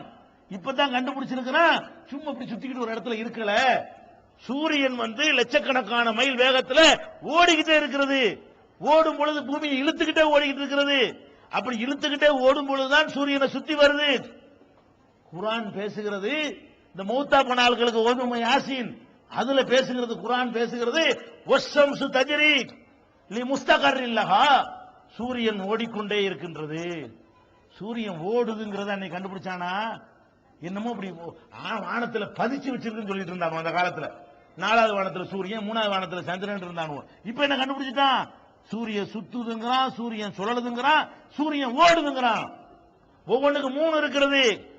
ஒன்னு சுழல்வது, ஒன்னு சுத்துவது, ஒன்னு ஓடுவது. சுழல்வதுனா என்ன? தன்னைத்தானே. சுத்துவதுனா எப்படி? ஓடுவது. சுழல்வது அப்படி, சுத்துவது அப்படி, ஓடுவது. இவ்வளவு இருக்குன்னு சொல்லி குர்ஆன் என்ன சொல்லுது? இது எப்படி 14 நூற்றாண்டு சொல்ல முடியும்? இத பத்தியும் குர்ஆன் என்ன செய்யுது? தெளிவாக பேசுகிறது. விண்வெளி பயணத்தை பத்தி குர்ஆன் பேசுதுல. சந்திரனுக்கு போகலாம், செவ்வாய்க்கு போகலாம். எத்தனை மைல் இருக்கு? லட்சோப மைலுக்கு போகலான்றது. சரி, மேல போற மாதிரி கீழே போக இயலுமா? இத பத்தி யாராவது சிந்திச்சு பார்த்திருக்கீங்களா? மேல போறீங்க இல்லங்க, மேல போய்கிட்டே இருக்கிறீங்க. மேல போன மாதிரி பூமியில ஆழம் தோண்டி உன்னால் எவ்வளவு போக முடியும்? மேல அந்தரத்துல நீ போற, எவ்வளவு போற? பூமிக்குள்ள எவ்வளவு போக முடியும் தெரியுமா? குர்ஆன் சொல்கிறது, நீ மேல எவ்வளவு உண்டாலும் போவ. பூமிக்கு உள்ளே போவதாக இருந்தால் ஒரு மலை உயரம், அதிகபட்சமான மலையுடைய உயரம் 8 கிலோமீட்டர்ல ஒரு மலை இருக்கிறது. அதான் அதிகபட்ச உயரம். இந்த 8 கிலோமீட்டர் தூரத்துக்கு உள்ளதான் பூமி கீழே போக முடியும். பூமியிலிருந்து இப்படியே 1 கிலோமீட்டர் நீ போகலாம், இப்படி 2 கிலோமீட்டர் தோண்டிக்கிட்டு போகலாம். 3 கிலோமீட்டர் இது வரைக்கும் மனிதன் போய் இருக்கிறான். இது வரைக்கும் எவ்வளவு போயிருக்கிறான்? மனிதன் ஒரு சுரங்கம் இருக்கு ஆப்பிரிக்காவுல, அதனுடைய ஆழம் 3 கிலோமீட்டர். இங்க இருந்து 3000 மீட்டர். 3000 மீட்டர்னா 3 கிலோமீட்டர். 1000 மீட்டருங்கிறது 1 கிலோமீட்டர். 3000 மீட்டருக்கு மனுஷன் போயிருக்கிறான். அதுக்கு மேல போக இயலுமாண்டா? இயலாதுங்கிறான். ஏன்? அங்க அனலும் நெருப்பும், உள்ள போக இயலாது, திணறலும், செத்த போயிருவாங்க. அப்ப அல்லாஹ் குர்ஆன்ல சொல்லி காட்டுறான், வலன் தபுலுகள் ஜிபால தூளா, நீ பூமிக்கு மேல எங்க வேண்டாலும் போவ, பூமிக்கு உள்ளே போக வேண்டும் என்று முயற்சி பண்ணினால் ஒரு மலை உயரத்துக்கு மேல நீ போக இயலாது. ஒரு மலை உயரத்துக்கு உள்ளதான் நீ போக முடியும். மேல இருந்து பூமியுடைய மலை எவ்வளவு உயரத்துக்கு இருக்குமோ, 6000 மீட்டர் 8000 மீட்டர் இருக்கிறது. இவ்வளவு பெரிய உயரத்துக்கு கீழே போக இயலுமானா? இயலாது. மேல எவ்வளவு, எது முடியாது நம்ம சொல்லுவோம், கீழே போகலாம், அப்படி டப்பாவில் இறக்கிட்டு போக வேண்டியதானே நினைப்போம். மேல போறது அந்த இடத்துல மிதக்கணும். அல்லாஹ் சொல்றான், அடை மேல எவ்வளவும் போகலாம், கீழே எவ்வளவும் போக இயலாது. உள்ள நெருப்பு இருக்கிறது, அனல் குழம்புகள் இருக்கிறது. இதெல்லாம் வச்சு அல்லாஹ் சொல்றான், நீ ஒரு மலை உயரத்துக்கு மேல் போக இயலாது. குர்ஆன்ல இருக்குது. இன்னைக்கு விஞ்ஞானி தான் சொல்றான், முடியாது, மேலதான் போகலாமே தவிர உள்ளக்கு போக இயலாது. சந்திரன் வரைக்கும் போனீங்களா? பூமியுடைய மையப்பகுதிக்கு போய் பார்ப்போம். பூமி 24,000 மைல் சுற்றளவு, 8,000 மைல் குறுக்களவு இருக்கா இல்லையா? 4,000 மைல் போக பார்ப்போம். பூமியுடைய மையப்பகுதி சென்றடை பார்ப்போம். எவனாலே முடியாது, பூமிக்குள்ள போக முடியாது என்று குர்ஆன் அறைகோல் விடுக்கிறது. இப்படி குர்ஆனை புரட்டி பார்த்தால் அடுக்கடுக்க அதை ஒரு தனியா சுபுகு வரைக்கும், அப்ப விடிகிற வரைக்கும் பேசுகிற அளவுக்கு குர்ஆனுடைய அதிசயங்கள். கடலை பத்தி பேசுது, மழையை பத்தி பேசுது, கருவளர்ச்சியை பத்தி பேசுன இதுகளை எல்லாம் ஒண்ணு ஒன்னையா விளக்கணும்னு சொன்னா ஒரு விஞ்ஞானி பேசுற மாதிரி பேசுகிற அதிசயத்தை நீங்கள் பார்க்கலாம். அப்ப உலக அதிசயம் என்பது தாஜ்மஹாலோ சுவர்களோ கிடையாது. மனிதன் கட்டிய இந்த அற்பமான பொருள்கள் ஒரு காலத்திலும் அதிசயமாக ஆக முடியாது. எது உலகத்துக்கு அறைகோல் விடுக்கிறதோ, எது முன்னறிவிப்பு செய்கிறதோ, எது சவால் விடுக்கிறதோ, எதை படித்துவிட்டு திகைக்கிறார்களோ, எது மனிதனுடைய உள்ளங்களை மாற்றி போடுகிறதோ, புரட்டி எடுக்கிறதோ, அதுதான் உலக அதிசயம். உலகத்தில் இருக்கிற ஒரே அதிசயம் திருமறை குர்ஆன் தான் என்பதை சொல்லி, முஸ்லிம் அல்லாத சகோதரர்கள் அவர்கள் குர்ஆனுடைய தமிழாக்கத்தை வாசிக்க விரும்பினால் அவர்கள் எங்களுக்கு ஒரு அஞ்சல் அட்டை, தமிழ்நாடு தௌஹீத் ஜமாத் நம்பர் 30 அரண்மனைக்காரன் தெரு, மண்ணடி, சென்னை என்ற முகவரிக்கு ஒரு போஸ்ட் கார்டு எழுதினால் அவர்களுக்கு இலவசமாகவே குர்ஆனுடைய தமிழாக்கத்தை நம்ம ஜமாத் முஸ்லிம் அல்லாத சகோதரர்களுக்கு மட்டும் அனுப்பி வைப்போம். இந்த வாய்ப்புக்கு நன்றியை கூறி நிறைவு செய்கிறேன். வாஹிரு தாவானா அனில் ஹம்துலில்லாஹி ரபில் ஆலமீன்.